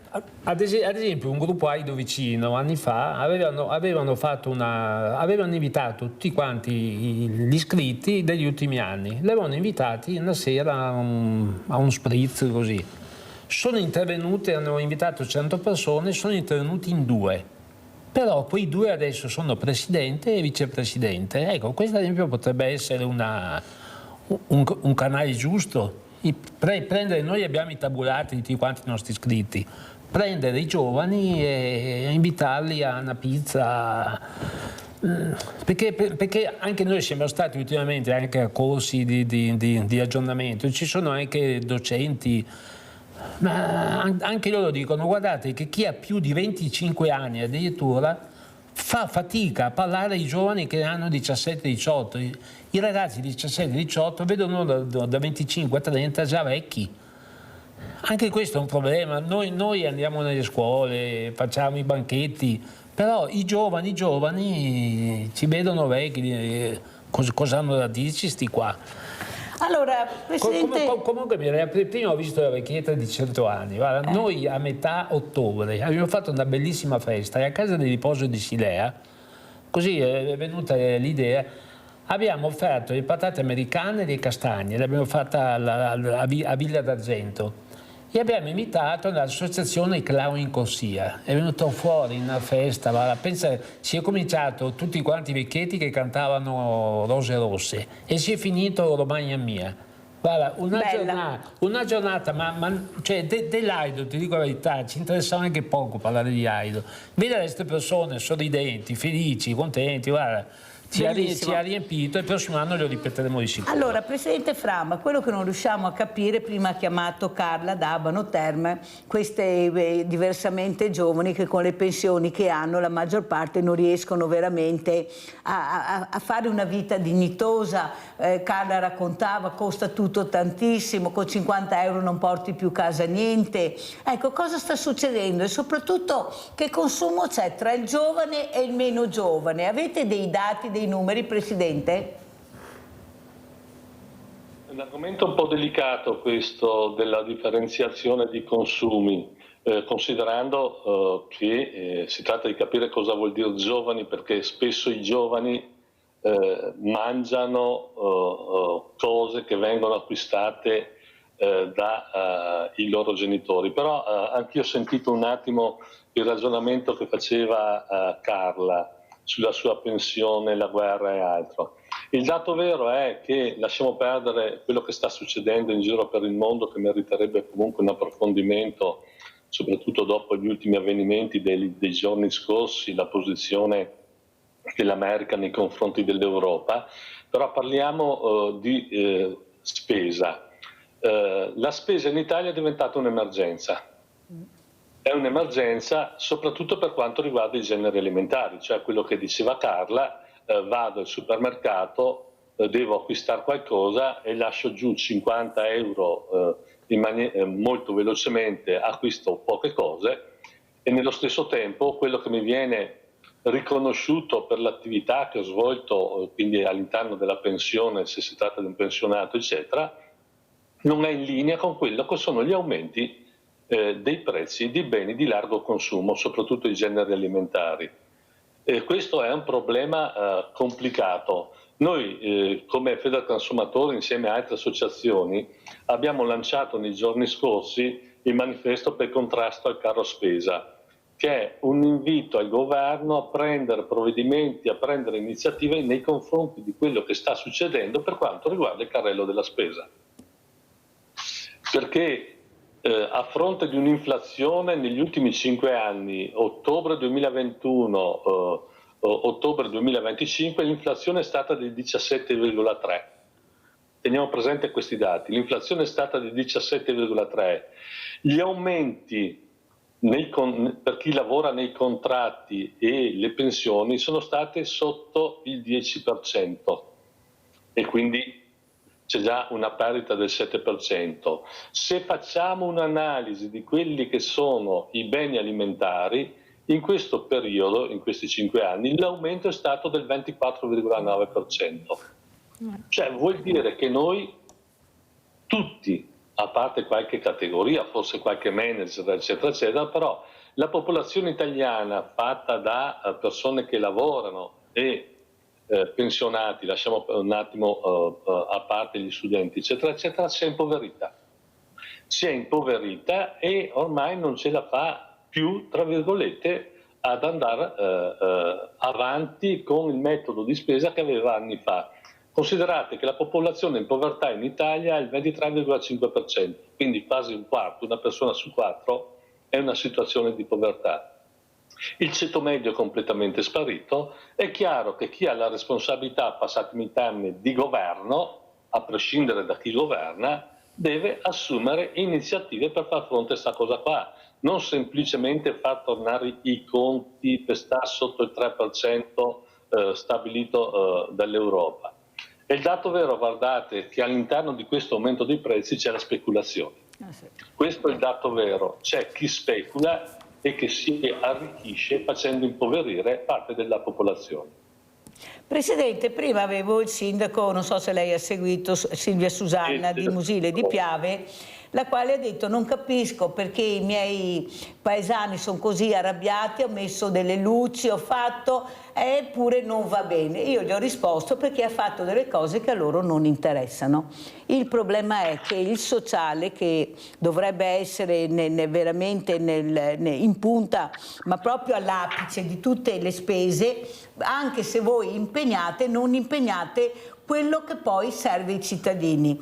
E soprattutto noi vediamo solo cemento, grande cemento. I fondi del PNRR destinati al terzo settore, là sarebbe da discuterne tantissimo, sono stati dirottati invece in strutture di cemento, perché in poco tempo riesco a gestire tutto, a fare ed avere i soldi dalla comunità europea. Ma questo non è servito a dare risposte a quei cittadini che non trovano casa, non trovano lavoro, non trovano un medico, non riescono a fare le visite, la speculazione che regna sovrana, che ha nomi e cognomi ma nessuno colpisce perché vuol dire perdere voti, e capite che è solo questione di voti e di poltrone perché non si interviene. Ma questo l'hanno fatto tutti i partiti, non è che adesso possiamo prendersela con l'ultimo partito. Non le sembra che a questo sistema sia saltato il tappo? Abbiamo visto adesso anche la storia di questo primario, tutto, cioè quello che è il business, i soldi, lucrare, tanto chi se ne frega, poi i soldi anche per tirarmi fuori, ma intanto me li prendo. Queste leggi che non arrivano, che sono fatte a persona per proteggere le persone, chi più ne ha più si salva. Cosa vuole dire, Presidente? Non le sembra che sarebbe ora di vedere veramente quello che serve? È una politica competente, fatta da persone veramente competenti. Prima abbiamo sentito il sindaco, io ho preso voti ma con una fatica enorme, ma ci sono persone che hanno preso la montagna e non sappiamo neanche chi sono, e ho detto io che se passeggiano in Piazza dei Signori non le riconoscono neppure. Però si muovono i partiti, si muove la grande politica, si muove la massoneria, si muovono i poteri forti, e allora ecco che arrivano e dirottano i voti, e tu non sai, ma come ha fatto? Cosa parlo dei miei voti? Perché guardate, prendere 1500 voti, avete sentito il sindaco, è un problema.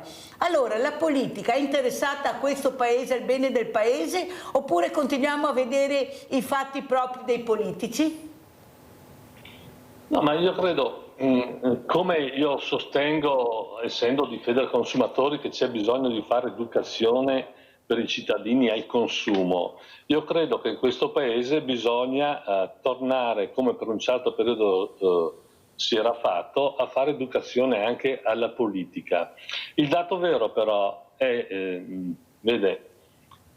che la risposta che danno le persone rispetto alla disaffezione alla politica è non andare a votare, che secondo me è un errore.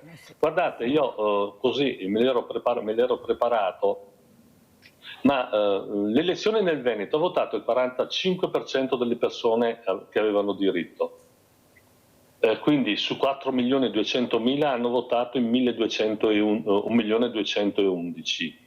Stefani, che ha fatto un grandissimo risultato in termini di percentuali perché ha preso il 64% dei voti, in realtà ma non è una critica, è per dare una risposta, per provare a dare una risposta alla domanda che lei mi ha posto. In realtà Stefani, che ha preso il 64% dei partecipanti, ha avuto il voto dal 28% delle persone venete che avevano diritto al voto.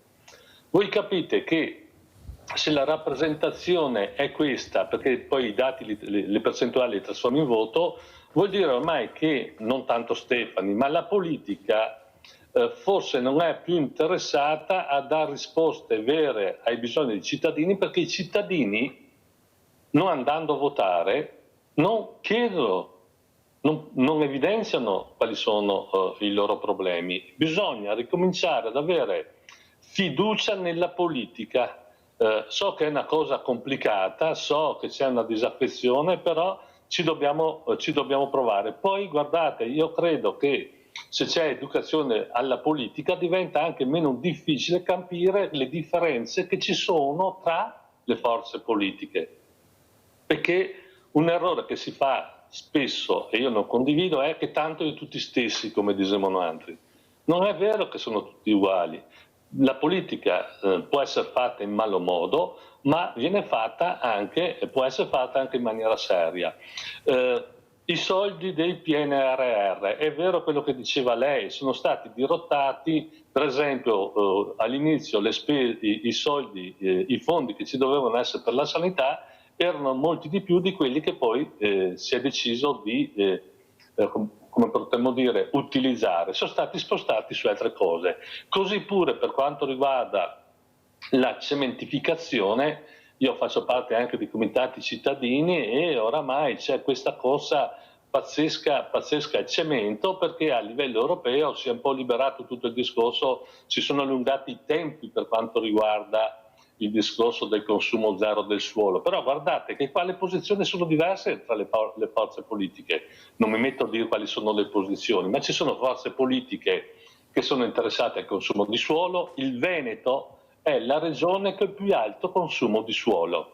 Consumo di suolo vuol dire creare una serie di problemi rispetto a quella che è la qualità della vita, la qualità dell'aria, altro. Quindi questo per dire che si dovrebbe fare uno sforzo, non so se le forze politiche che governano la nostra regione sono intenzionate a questo, lo metteremo alla prova. Sicuramente non lo sono quelle che governano a livello nazionale dal mio punto di vista, perché, come dicevamo prima, per quanto riguarda il costo di beni alimentari, non si sta facendo nulla. Non si sta facendo nulla.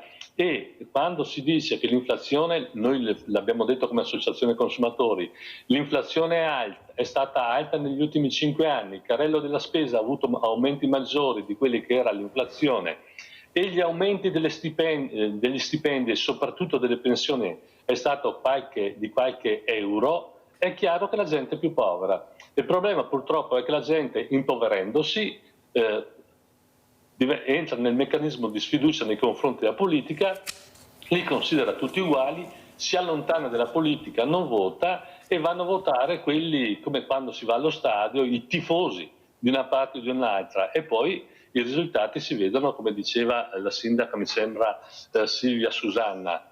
È sempre frustrante, da un lato c'è una grande aspettativa per chi si presenta e poi frustrante perché ci sono anche dei meccanismi, come diceva lei, quello dei resti eccetera, che poi portano a risultati inaspettati, però io credo che chi decide di dedicare il suo tempo alla politica deve essere una persona retta, di grande moralità, che lavora per il bene dei cittadini.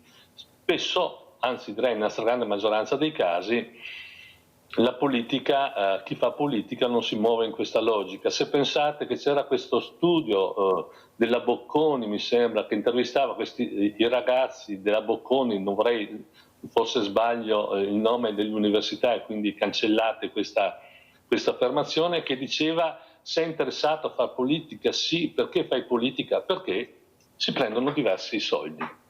Ecco, se la politica è avere un compenso alto vuol dire che non è Vede proprio Presidente l'idea. Framba, io ho parlato con un politico di lungo corso e la risposta che mi ha dato mi ha lasciato veramente senza fiato. Ha detto: guarda Mirella, ti dico io come funziona. Voteranno due fazioni, da una parte e dall'altra. Le persone che non andranno a votare, che anche a quanto sembra aumenteranno sempre di più, faranno solo del male a se stessi, perché tanto noi in qualche maniera con i nostri, quelli che andranno a votare, arriveremo sempre alla poltrona.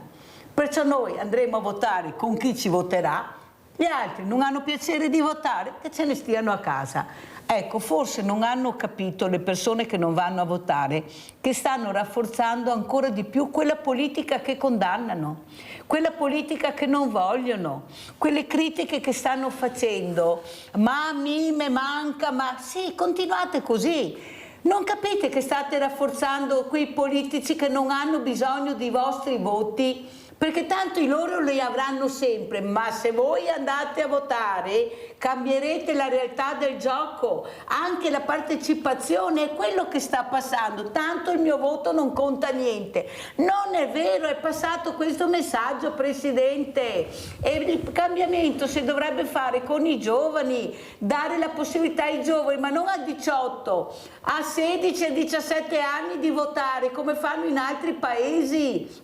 Dico sempre, diamo pure il patentino e li mettiamo su una strada. Sì. Ah, ma per la strada va bene, sei maggiorenne per la strada, anche se hai 14-15 anni. Il voto a 16 anni, 16, no, non si può, non sono preparati. Ma capite cosa stanno dicendo? Perché il futuro è nelle loro mani, noi siamo nelle mani dei giovani, anche se sono pochi, ma il nostro futuro è quello. Cosa dici, Giorgio?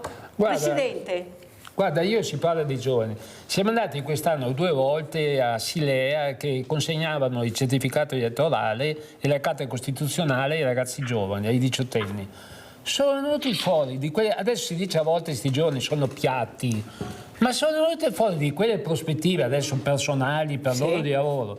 Ma vedi che roba, cioè il futuro, se i giovani sono tutti questi, è roseo secondo me addirittura. Perché vedevi, non so, gente, uno dell'aeronautica che parlava che gli piaceva volare, e non so, corsi che uno non sa neanche che esistono anche all'estero. Io ho trovato una gioventù veramente preparata. Certo. Quindi il discorso di anticipare il voto lo vedo molto interessante. Ma hanno paura, non capisci che hanno paura di questo voto dei giovani, per quello non cambiano. Franca Gasparini. Sì, ecco, io volevo dire che proprio stamattina ho letto qualcosa proprio sui giovani.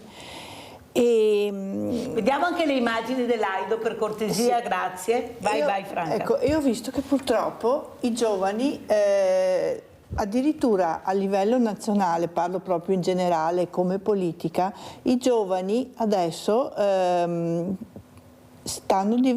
c'è la possibilità che diventino sempre più poveri, quindi benvengano tutti quanti gli aiuti a questi giovani che possano improntare la loro vita futura, ecco, questo è quello che dico. E ho visto anche che per fortuna c'è un piccolo provvedimento proprio per questi ragazzi fino ai 35 anni, proprio per i giovani imprenditori, perché altrimenti non si va da nessuna parte. Insomma, ecco, speriamo che ci sia un minimo di coesione con le istituzioni, perché i giovani sono il nostro futuro, questo. Presidente Framba, come commenta quello che abbiamo detto? Ecco, largo ai giovani, spazio ai giovani, ecco, non è facile per loro farsi strada, guardate che è veramente un momento molto difficoltoso, quando sono laureati devono cambiare stato perché qui non sono veramente premiati con lo studio che hanno fatto. Ecco, anche qua investire di più su questi ragazzi e farli rimanere in Italia, perché poi quando vanno all'estero è difficile che tornino, sono anche bravi se li tengono.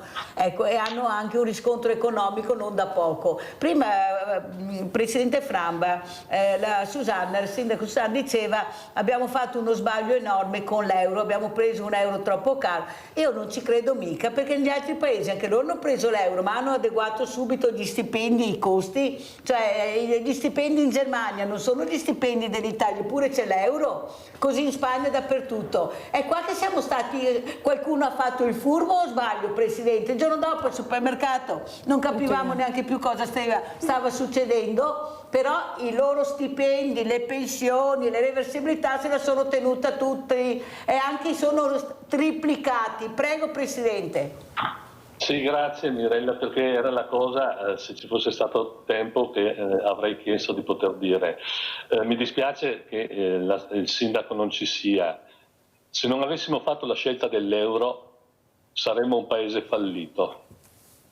Per esempio i soldi del PNRR non ci sarebbero stati, la lira sarebbe ormai affossata. Quindi se c'è ancora qualcuno che ragiona in questa logica, beh, insomma... mi sembra non ci siamo, però è chiaro che in questo periodo ognuno ormai dice quello che vuole, non ci sono più verità, situazioni, verità diciamo riconosciute da tutti, perché la terra non è rotonda, ci sono i terrapiattisti, questo e quell'altro, ormai non ci sono più punti di partenza. Però se non ci fosse stato l'euro, non è un caso che tanti paesi dell'ex Europa dell'Est hanno fatto i salti mortali per entrare. Poi si tratta di capire quanto è stato giusto o non giusto farli entrare, ma sicuramente io penso di sì. Ma se non ci fosse l'euro, non ci fosse stato l'euro, questo paese sarebbe finito. Sui giovani, anche in questa logica, grazie all'euro, pensate ad Erasmus, eccetera, eccetera. Il problema dei giovani in Italia è un problema serio. L'Italia è un paese per vecchi, o meglio, fino a alcuni anni fa dicevano che era un paese per vecchi. Adesso non è più neanche un paese per vecchi, perché è un paese per vecchi che hanno una pensione alta e godono di ottima salute. Perché se non hanno una pensione alta e non godono di ottima salute, non è più neanche un paese per i vecchi o gli anziani, come posso essere io. La fermo un secondo perché abbiamo Livio da Padova, se non mi cade la linea. Vai Livio. Ciao Mirella. Ciao. È mezz'ora che sono al telefono. Finalmente... non avevo sentito, vai. Sì, no, avevano un problema di linea e mi hanno detto... Infatti non avevo sentito. Vai. È un paio di settimane che non ci sentiamo perché sono andato per 2 settimane intere ad Abano a farmi i fanghi termali. Hai capito, bravo. E i massaggi perché ne avevo bisogno, ero pieno di dolori. Ecco, saluto i tuoi ospiti. E tornando al discorso della politica, di quello che abbiamo detto prima, io l'ho sempre detto, il problema per le persone povere in Italia, anziani, i giovani, tutto quello che riguarda la vita nazionale nostra, è perché noi italiani non abbiamo mai fatto e mai continueremo così a non fare una rivoluzione pacifica. Ci vuole una rivoluzione pacifica, perché altrimenti andremo sempre avanti così. I poveri diventeranno sempre più poveri e sarà la fine per tutti noi. Ecco, c'è solo questa soluzione, basta. Se non si adotta questo, se il popolo italiano non è capace di fare una rivoluzione pacifica per cambiare tutto, non cambierà mai niente, purtroppo. Grazie. Grazie a te caro Livio, mi fa piacere che ti sei un po' ripreso, hai fatto i fanghi, le cure, guardate l'importanza della riabilitazione delle cure è fondamentale. Allora i poveri sempre più poveri, quei pochi ricchi rispetto ai poveri sempre più ricchi, questa è la verità. Ceto medio sparito, andiamo avanti così. Rivoluzione Livio non ce l'abbiamo nella storia, non abbiamo fatto una rivoluzione che si dica una, e vedi anche gli scioperi quando coinvolgono anche tutti quanti noi come vanno, e purtroppo qualcuno critica, invece di criticare la politica si critica lo sciopero di quello che ha coraggio di metterci la faccia e di dire che le cose non vanno bene, perché siamo così, non c'è niente da fare, politica lo salvano sempre, quello che sciopera anche per quello che sta a casa è un deficiente perché sciopera, ecco, è una roba allucinante. Andiamo a vedere invece questa truffa e l'anziana a Crocetta, andiamo a sentire.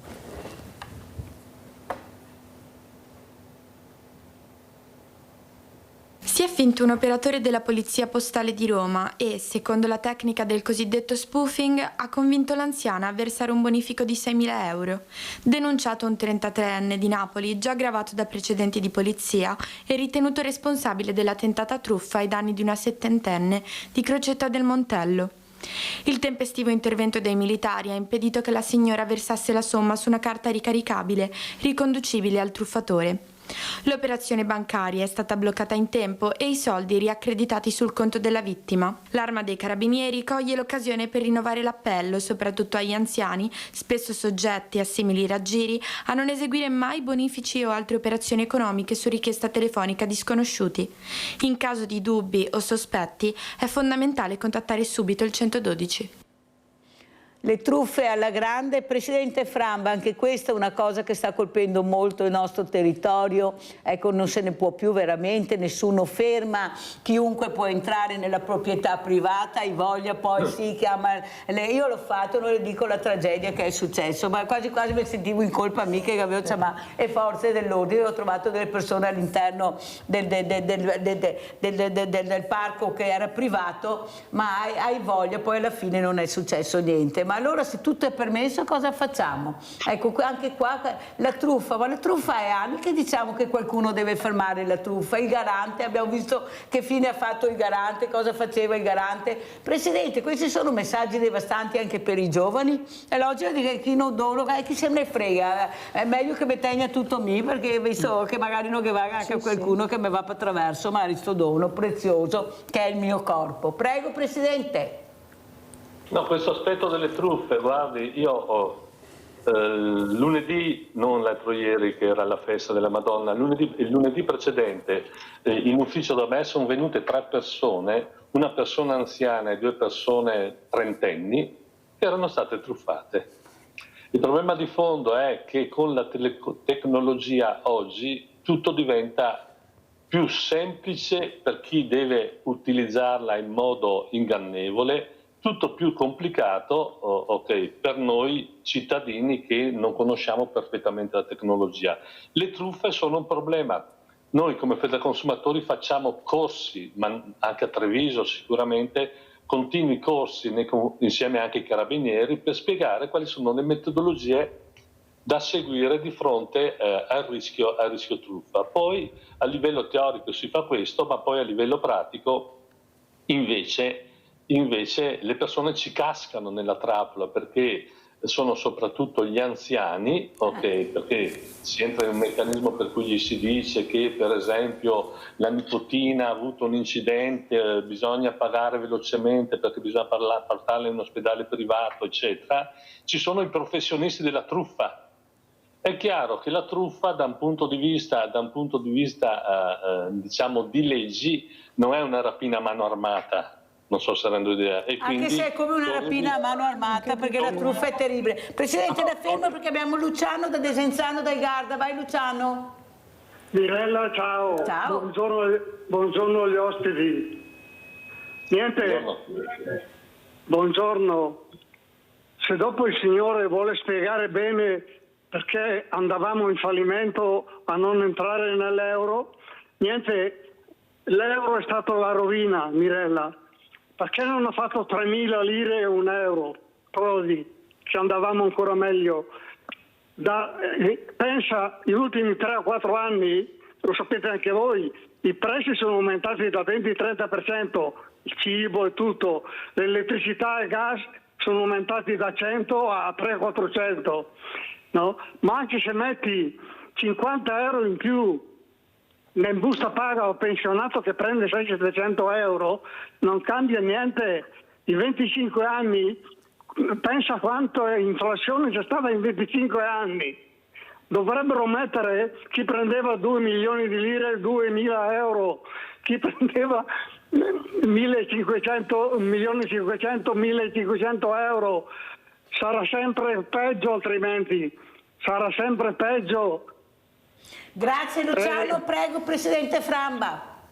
Io rispondo a Luciano, ma poi eventualmente può anche chiamarmi, approfondiamo. Non facciamo confusione.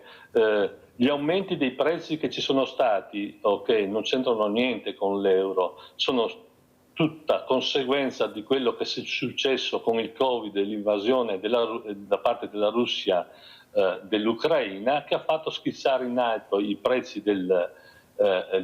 dell'energia, in modo particolare del gas, e di conseguenza è ripresa l'inflazione. Inflazione che, guardate, 10 anni fa nessuno sapeva ormai più cos'era l'inflazione, la sapevamo soltanto noi, dico noi adulti, grandi, anziani, che sapevamo come funzionava, c'era la scala mobile, cosa che non c'è più, che difendeva perché sono stati fatti determinati percorsi.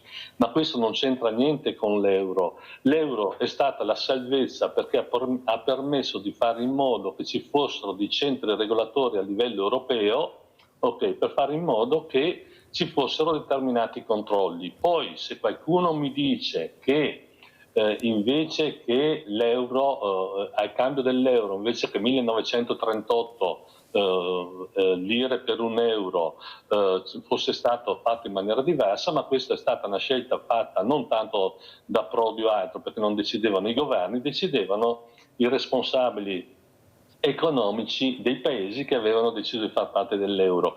Guardate, una cosa è certa, se non ci fosse stato l'euro noi saremmo nella situazione come ci sono alcuni paesi, pensate l'Argentina, con continui rischi inflattivi, con l'inflazione 40, 50, 60%, allora sì, tu saresti davvero un paese strapovero. Noi non siamo un paese, non è che non siamo un paese povero, siamo un paese, noi siamo poveri.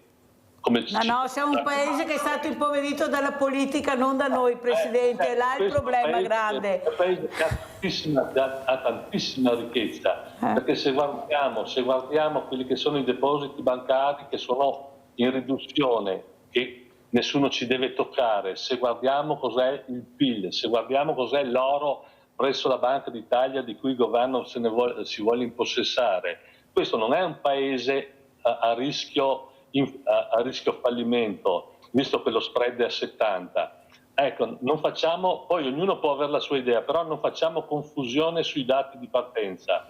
L'inflazione non è una conseguenza dell'euro, l'inflazione è una conseguenza dell'andamento dei prezzi. Finisco, Mirella, che anche qui in questo paese si è dato negli ultimi anni, ma da diversi anni, però in modo particolare negli ultimi, non si dà valore al lavoro. Purtroppo.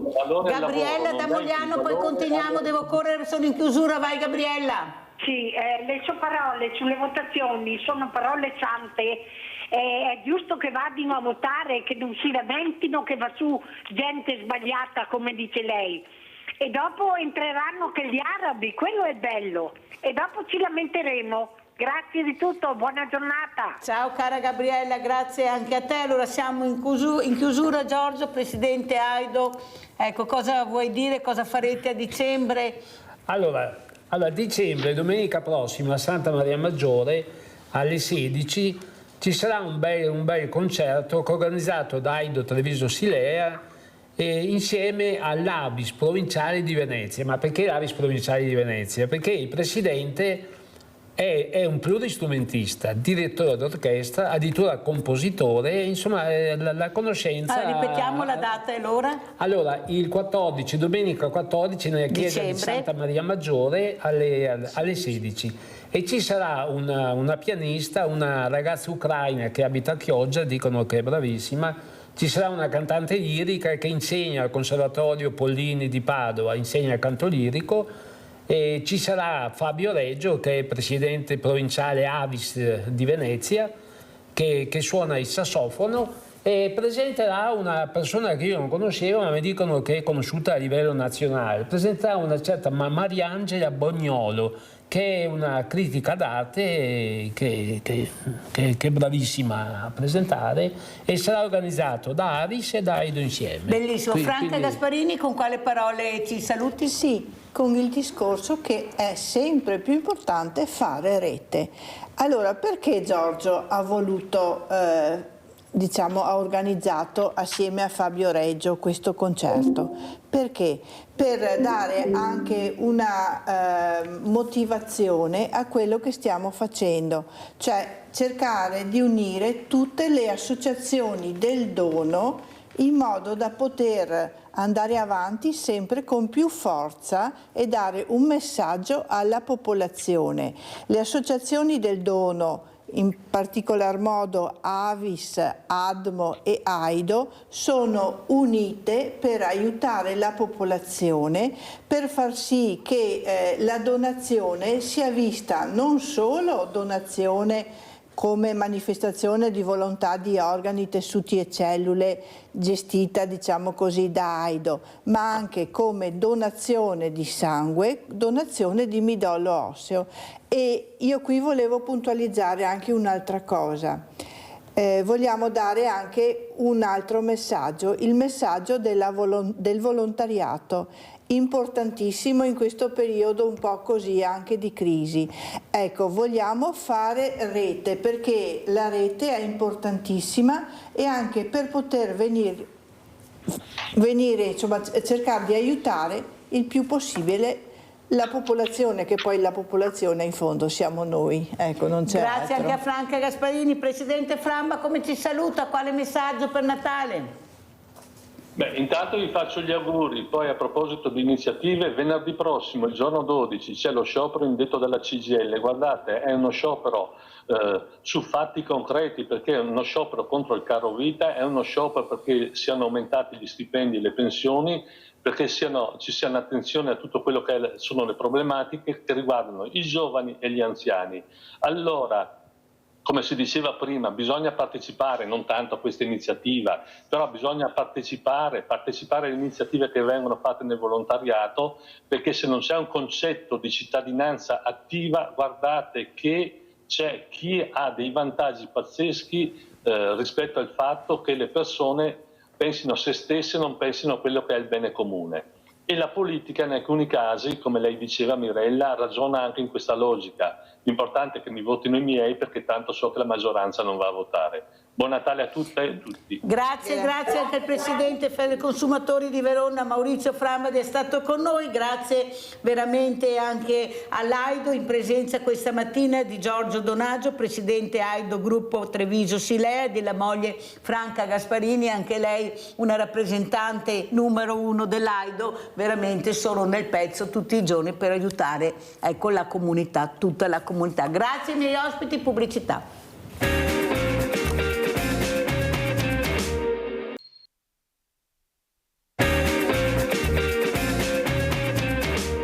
Che a Mirella ospite questa mattina, guardate bene, due cari amici di Mirella, due fazioni complete, una da una parte e una da che altra. Allora ve li presento subito. Abbiamo Fabio Chies, sindaco di Conegliano, e Marianella Tormina, sindaco di Crocetta del Montello. Eccoli qua. Però devo dire la verità che quando i sindaci vengono a Sveglia Veneti, anche assieme, anche se partiti diversi, i problemi che hanno sono gli stessi, cercano di risolverli assieme, cercano di fare squadra, questo è importante. Allora iniziamo proprio da Marianella, questa guerriera numero 1 che ha avuto il coraggio di andare anche contro il partito, proprio per il bene della comunità, per un bene prezioso, e sta combattendo ancora. Come vede la situazione, sindaco, dopo queste elezioni? Ne parleremo in primavera, per ora che si muova tutta la macchina amministrativa Tegavoia, però intanto qualcosa si muove. Come vede la situazione? Lei che è ancora della Lega o che ha cambiato partito? Lo domando. Sempre Lega, sempre. Perfetto, Lega. Prego, sindaca. Allora, secondo me la situazione non c'entra niente con i confini comunali e men che meno con le votazioni, che poi ogni 6 mesi o un anno ce n'è una. In realtà il flusso è regolato da altri fattori più grandi, l'economia, penso per certi aspetti anche i rapporti internazionali, sono cose che ci passano proprio sopra la testa, e noi dobbiamo avere, se potessi dire, l'intelligenza di riuscire a trovare le soluzioni che possono, ognuno per l'angolino che c'è di competenza, le soluzioni migliori. Ma non cambia quella votazione. Cambia niente.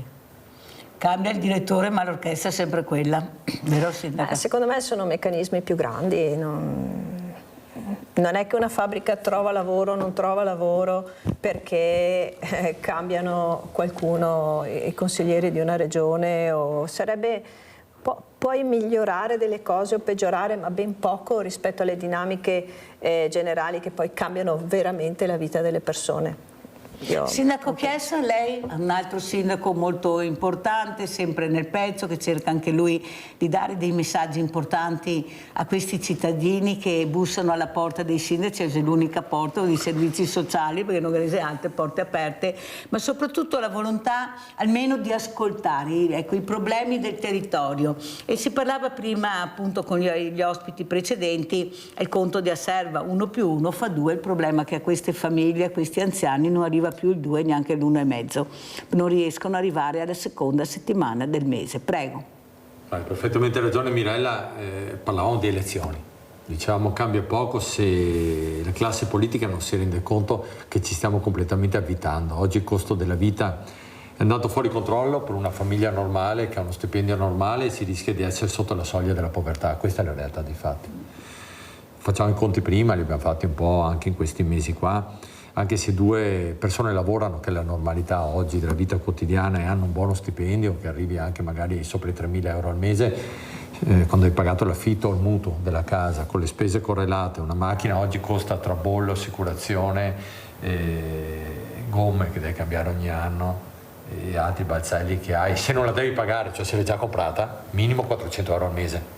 Macchine ce ne sono 2, facciamo presto i conti, 800 euro più 700 tra affitto e spese minimo, senza l'inverno che sta arrivando, per fortuna è mite fino a questo momento, ma sicuramente non sarà ancora così mite nei prossimi giorni, arrivi già a 1.500 euro al mese e devi ancora cominciare a vivere. Un figlio ti costa, perché siamo una società nella quale l'asilo nido costa almeno 500 euro al mese, ci rendiamo conto che quando hai pagato queste spese qua di fatto sei sotto la soglia della povertà. Noi, come dicevamo anche prima fuori onda, abbiamo ormai delle persone, lavoratori, che si rivolgono ai servizi sociali per chiedere aiuto. Contiamo anche che le famiglie non sono più unite come una volta, ci sono anche disgregazioni dei nuclei familiari, ci sono anche molti papà che magari non rimangono in casa perché giustamente si tutelano i figli e la moglie rimane con i figli in casa, e questo viene a chiedere una casa popolare. Non è il sindaco che, e lo dico anche a Marianella Tormela, che si è saltato il banco, nel senso, io porto l'esempio di questa persona diversamente agile, senza gambe, senza mani, la quale ha chiesto un appartamento agevolato, con prezzo agevolato, perché dove era c'era lo sfratto esecutivo. È riuscita ad avere un appartamento, io sono andata a vederlo, sono 40 metri quadri, sì, un ente benefico, sì, distrutto, sì, 300 euro di affitto. Non è che forse c'è qualcosa che non mi quadra più, infatti ho chiesto alla Presidente che se forse non ha capito sarà meglio che cambia lavoro, perché un ente benefico, un appartamento vecchio, dato a una persona diversamente agile di 40 metri quadri dove lui non può mettere i mobili, neppure un mobile, perché deve strisciare quando va a casa, toglie le protesi e deve riuscire a gestire, cioè almeno guardare la persona, chi è questa persona, che appartamento posso dare. È un ente benefico, lo chiedo a voi, può chiedere 300 euro di affitto su un appartamento vecchio, con la caldaia che non funziona, da colorare. Cioè no, ditemi voi, perché questi sono i fatti. Sì. Ma è uno? No, non è uno, sono così gli appartamenti quasi tutti, per quello non li danno, perché sono a pezzi. Ma se li danno è possibile che un ente benefico chieda 300 euro di affitto? Marianella e poi Chiesa. Ora non conosco il caso in particolare, quindi mi affido alle tue parole. Benefico cosa significa? E soprattutto c'è una mission per cui questi devono intervenire in una determinata maniera. In questi casi qua, secondo me, i servizi sociali, per dire, servono a questo, nel senso che vorremmo riuscire a identificare quelle che sono le necessità delle persone e cercare la soluzione giusta. Tante volte la persona da sola non ce la fa e se non c'è un contesto familiare, secondo me il banco non è ancora saltato, perché ancora le famiglie ci sono. Quando salta è irreversibile e ci accorgeremo tutti, però è una visione mia, secondo me ancora le famiglie, soprattutto per i giovani, riescono a fare un po' di fronte, non si sa per quanto, ma soprattutto con gli anziani, questo è un problema che si presenta tantissimo. soprattutto nelle piccole comunità si riesce a parlare singolarmente con le persone. Certo che comunità più grandi no. E per cui possono succedere queste aberrazioni. L'obiettivo nel piccolo di un'amministrazione c'è il desiderio proprio di riuscire a circostanziare il problema e dire ok, questo ha bisogno di questa cosa qua, cerchiamo, ma cerchiamo noi con lui. Sì, ma questo vuol dire dimostrare sensibilità, sindaco, e cercare di capire la persona. Ma io non devo essere fortunato ad avere quel sindaco o quell'istituzione, io devo avere quello che mi aspetta di diritto. Io, in base a come sono, devo avere determinati requisiti per accedere a qualcosa. Se li ho, perché non li ho? Come fa una persona a venire qui dopo 2 volte che ha tentato il suicidio, 42 anni, e dire nella carta ho 9 persone che mi seguono? Nella realtà non ne ho neanche uno. Se non fosse per il banco alimentare di Mirella, che anche economicamente mi sostiene, io sarei già morta un'altra volta. Nessuno risponde al telefono, i servizi sociali cambiano continuamente l'assistente, non mi risponde, non sa il caso. Cioè, capite, sindaco, lei fa parte di un partito importante. Non è che il sociale, invece di essere al primo posto, sia arrivato all'ultimo posto, e nessuno si preoccupa invece di capire qual è la realtà del paese, che stiamo diventando sempre più poveri, che la gente non riesce più a trovare lavoro, avere una casa, gente che lavora in nero, che non viene pagata, questi lavoratori, anche brave persone, solo perché hanno la pelle scura sono visti male, sono diversi, non li accettiamo. Io ho sentito cosa è successo in quel ristorante con gli immigrati nel mondo, solo perché aveva la pelle scura, e detto no, ti non te si vai da un altro. Capite che c'è anche il razzismo che regna sovrano in questo territorio, e qualcuno dice che non è vero. No, è vero, bisogna parlarne, i giovani non sono così, e il problema che io ho sono nei diversamente giovani, quelli che veramente magari hanno anche provato, ma sono diventati cattivi, arrabbiati. Prego, sindaco, io noto questo. Se cominciamo ad aver paura, effettivamente è una situazione che è problematica. Io l'ho detto in questi giorni qua, incontrando molte persone, giustamente in campagna elettorale, che se noi facciamo un'analisi demografica dei nostri territori, parlo di Conegliano, abbiamo oltre il 50% di figli di extracomunitari tra gli 0 e 6 anni. L'unico futuro possibile è l'integrazione. Chiunque parli di altre cose che non sia l'integrazione è qualcuno che sta facendo danni enormi. Sta facendo danni enormi perché non si rende conto che i ragazzi sono molto più inclusivi di quanto non siano le persone adulte. Ma questo si può anche capire. Però noi che abbiamo il dovere e l'onere di governare il territorio non possiamo essere qualunquisti, non possiamo parlare alla pancia della gente, non possiamo continuare a dire cose inesatte solo per recuperare qualche voto. È una cosa che sta facendo male al territorio. Se giriamo nelle nostre fabbriche, noi abbiamo solo extracomunitari che lavorano all'interno delle fabbriche. Nel mondo della ristorazione esistono solo extracomunitari che lavorano in cucina e nelle sale. Questa è la realtà del nostro territorio. Noi abbiamo insegnato ai nostri ragazzi per molti versi che certi lavori non erano più lavori dignitosi, e oggi paghiamo lo scotto di questo. Però dobbiamo anche dire grazie che questi lavori li fa.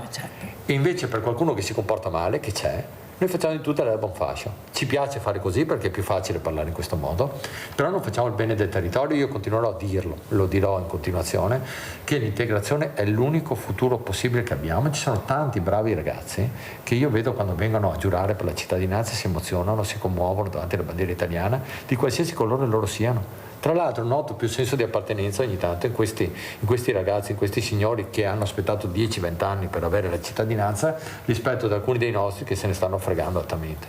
So che magari non sono discorsi che piace sentire alla gente, ma bisogna farli perché chi ha la responsabilità di governo ha la responsabilità di dire come deve essere il futuro. E per me il futuro può essere solamente questo. Poi io voglio bene a Marianella perché dice cose assolutamente esatte. Noi abbiamo delle associazioni, dicevi bene te e Mirella prima, che non hanno niente di volontariato. Noi stiamo pagando i volontari. Cioè, io vengo da famiglie alpine, come le abbiamo tutte noi, dove i volontari sono quelle persone che vanno gratuitamente a mettere il loro tempo a disposizione degli altri. Io vedo associazioni di volontariato che vengono pagate. Io penso che il mondo non abbia più una direzione. Volontario è quello che non viene pagato, è quello che mette il suo tempo a disposizione. Le associazioni benefit dovrebbero essere quelle che danno gratuitamente le cose, raccolgono fondi e danno gratuitamente, perché non è possibile le situazioni che ci di te. Io se non conosco non riesco a non conosco la situazione, però si chiama in un altro modo, no? chiamiamola Alter 2, chiamiamo persone che danno in affitto e va benissimo, per carità. Ma anche nel mondo del volontariato, c'è la cooperativa e c'è il volontariato. Posso dire che tutti fanno volontariato e poi pagano?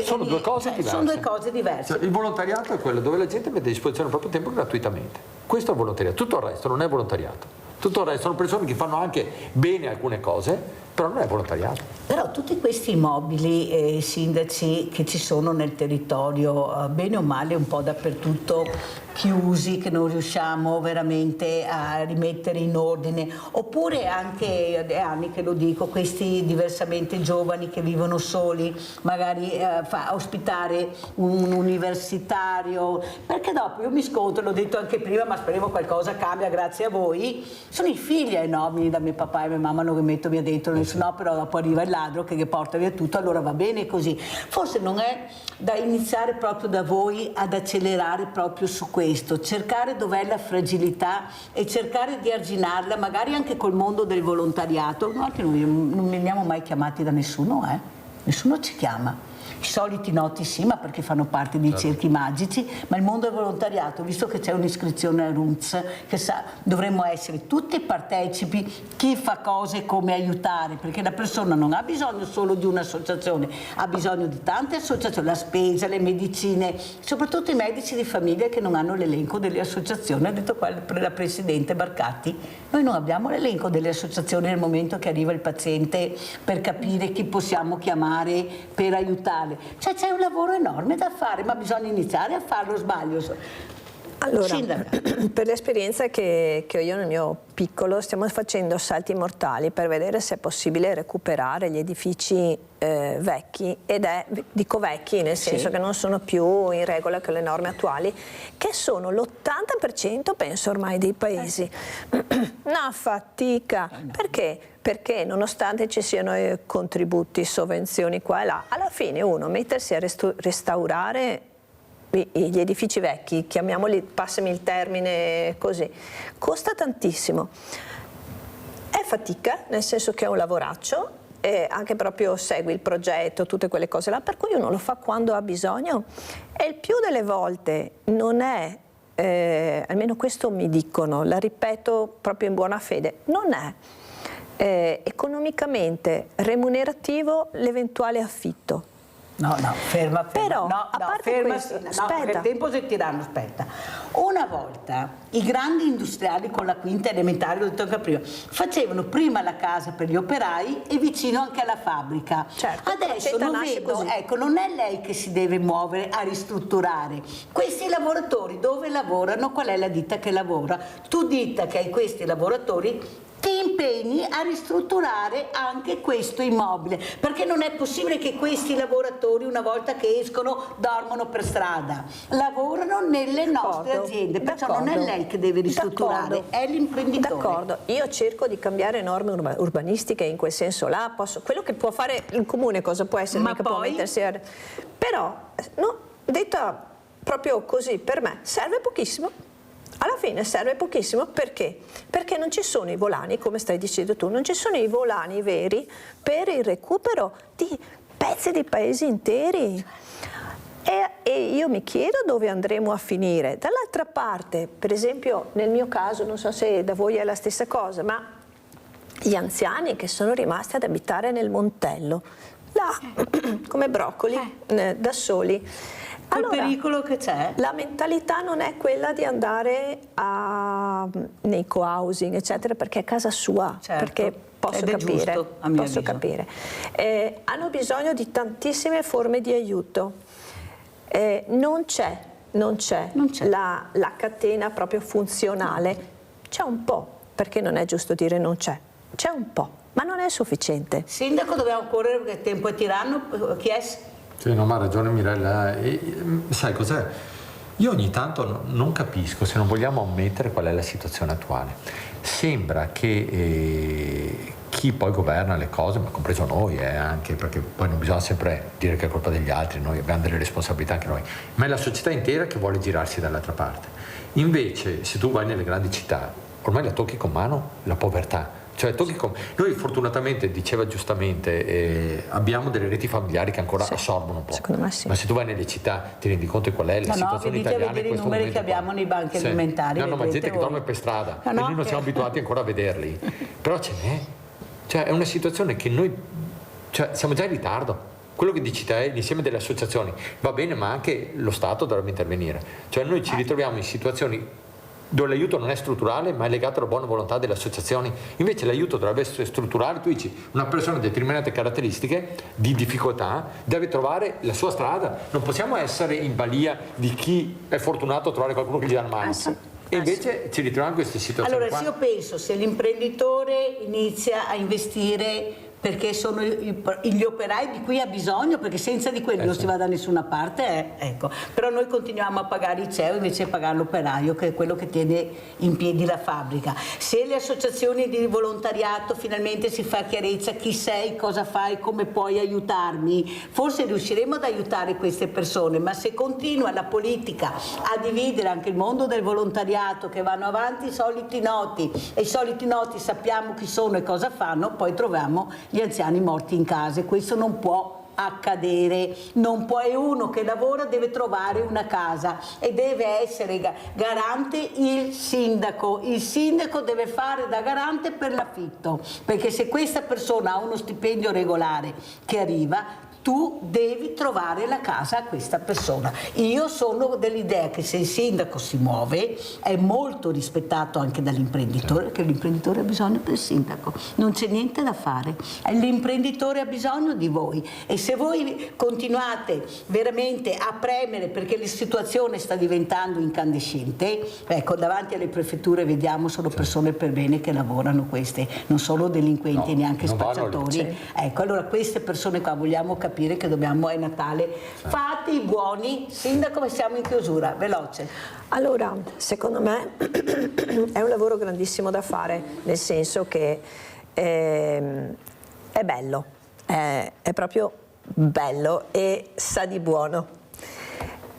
Però bisogna partire da qualche parte. Certo, abbiamo strumenti come sindaci proprio nei momenti in cui ci troviamo assieme, dove si può portare questo tipo di... Ma cosa parlate quando vi trovate assieme? Scusa, sto anzi, voglio capire. Cosa parlate? Che alla fine c'è tanti incontri dopo.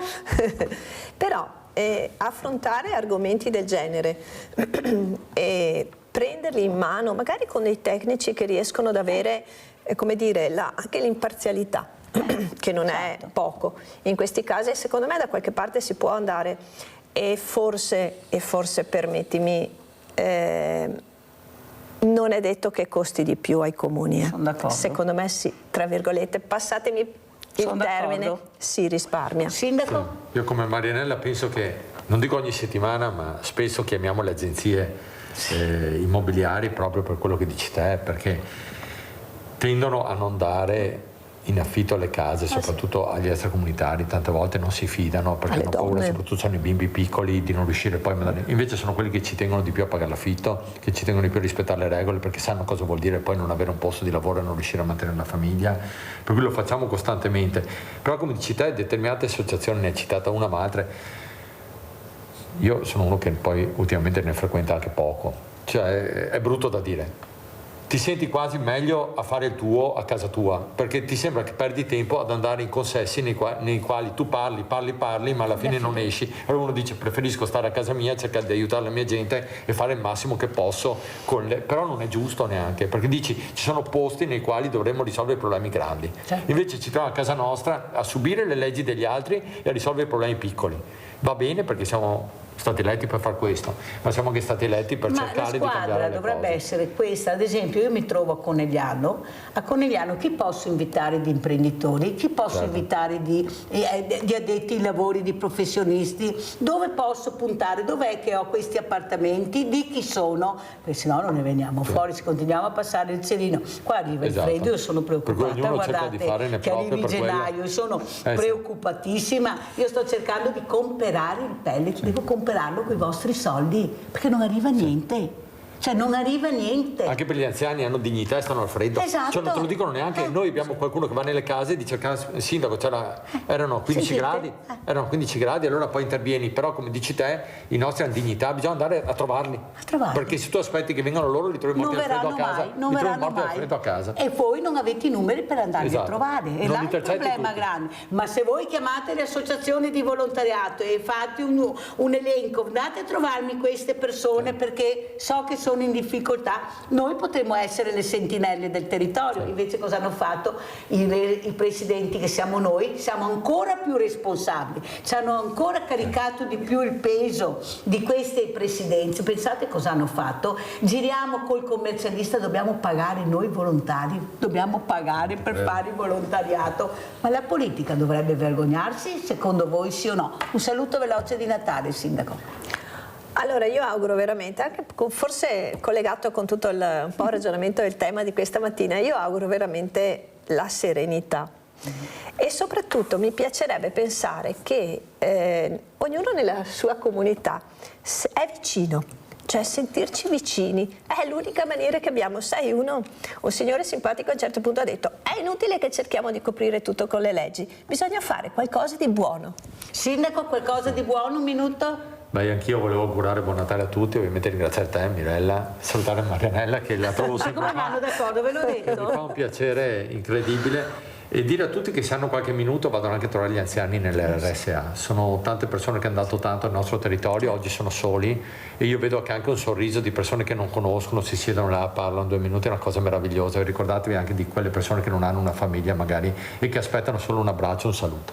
Grazie anche al sindaco Fabio Chies, grazie a questi sindaci che hanno capito l'importanza della solidarietà, la solidarietà che tutti i giorni Mirella fa con i vostri soldi, con questo famoso 5 per 1000, almeno diamo un po' di respiro a queste persone. Ciao, grazie, buona giornata.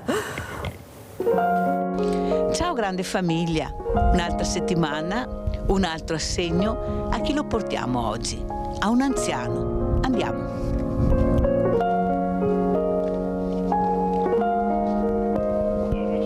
Buongiorno, eccolo qua. Giulio, buongiorno. Permesso. Allora, siamo entrati in casa di Giulio, dovevamo vedere la situazione di Giulio, che è venuto in trasmissione lunedì, sta cercando di riuscire a lavorare in qualche maniera con queste mappe bellissime che lui realizza, però non ha la possibilità, perché raccontiamo un po' la tua storia per chi non la conosce, Giulio.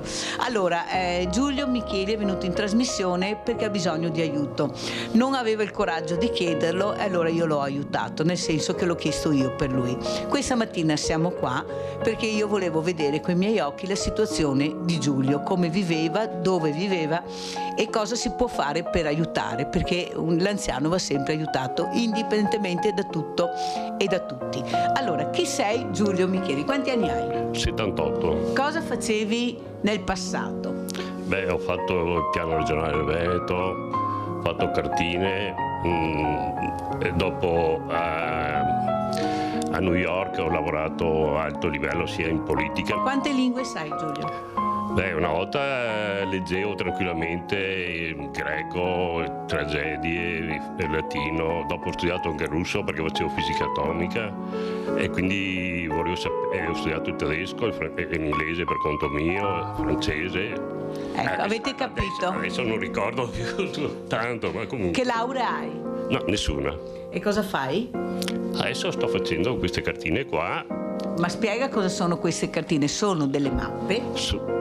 No, perché ho progettato il dogano, cioè sto facendo New York, Venezia, Parigi, Londra e Berlino per dimostrare come mai loro in questa seconda globalizzazione stanno aumentando, sono diventati boss a livello mondiale, mentre Venezia, che era fondamentale nella prima globalizzazione, sta scendendo. E quindi vedere gli esempi da loro e portarli qua in Italia. Cosa hai bisogno e di quanto hai bisogno? Ma io ho bisogno sui 1.500 euro. E nessuno ti aiuta? Neanche, ho visto, io faccio la raccolta, vedo aiutati a tutte le parti Neanche un euro. Hai bussato alle porte di qualcuno? Senza fare nomi. No, sì. No, anche quando adesso non posso avere finanziamenti perché ho più di 65 anni, ma anche prima sono stato microcredito, banca etica, eccetera, eccetera. Hai detto cartine non ne frega niente a nessuno. È invece una cosa molto importante per una città, perché tu quando hai questa piantina in mano sai dove sei, dove vuoi andare, cosa trovi. Non so se qualcuno ha capito cosa realizza, è una cosa importante per tutti. Forse gli stranieri sono più avanti di noi con queste piantine perché loro hanno sempre le piantine in mano, ma soprattutto quando arrivi in una città ci dovrebbe essere la piantina su tutte le città dove tu sai cosa vuoi anche vedere. Sì, no, oltre a questo. No, allora, no. spieghiamo, prendine una. Allora, per esempio a New York avevo... No, prendi in Italia, dall'Italia. Ecco, Okay. Cioè, il problema è che le altre cartine, se vale 100, le altre cartine rappresentano il 70%, mentre invece le mie vanno a 150, cioè è un plus valore. Per esempio domani vado a Jesolo, sono andato giù e subito tutti mi hanno chiesto di fare Jesolo, perché con le mie si vedono tutte quante i servizi che ci sono. Li fai vedere col dito, ad esempio, cosa c'è qua, dai. Qui è rappresentata la bellezza e la potenza, a differenza di qua che sono forti, qui sono leggeri e tutte quante cali-callette per dimostrare il romanticismo. Ho messo l'arsenale dove una galea di 30.000 pezzi la assemblavano in un giorno, insomma, e dove dopo qua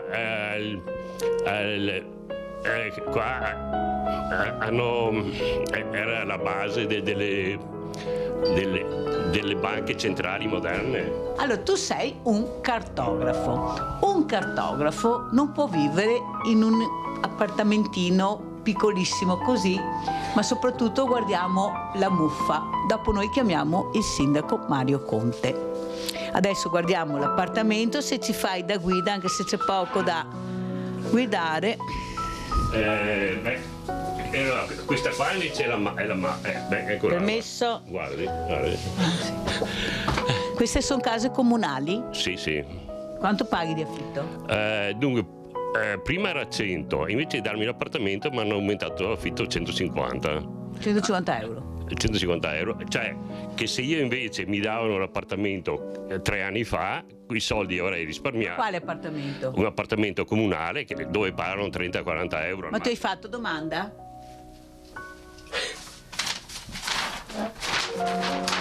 Sono 14esimo su 590. 14esimo. Ha andato 50 appartamenti e a me no. C'è poco. Vede, Grigoletto aveva detto il 30% terrà l'alloggio a dicembre del 16.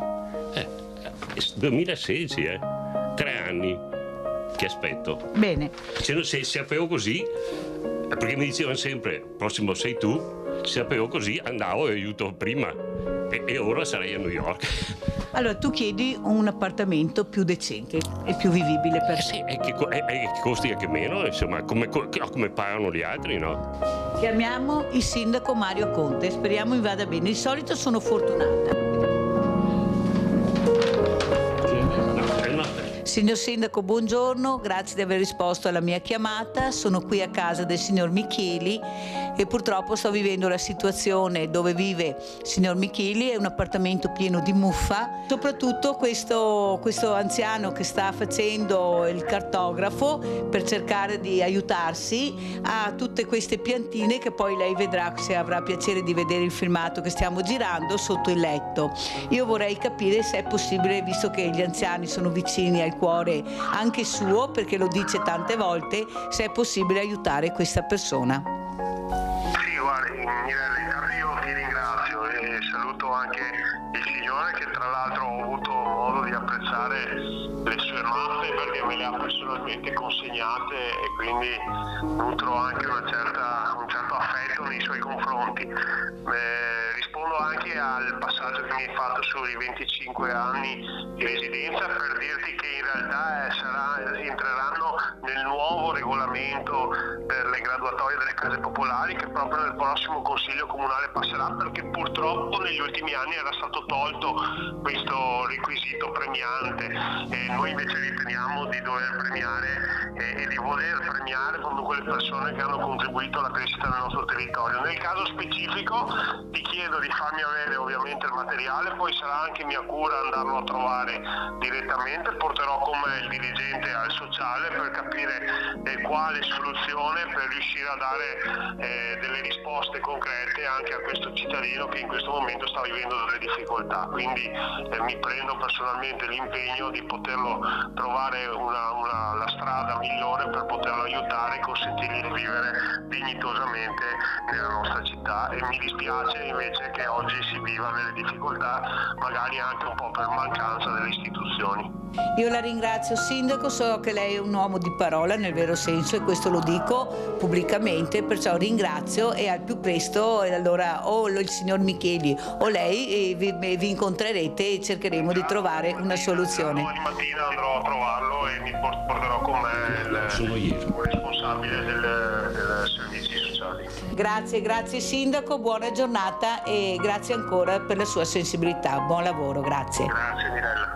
Giulio, io so che tu dormivi in una panchina, qui abbiamo delle foto che tu mi stai facendo vedere, cosa era successo?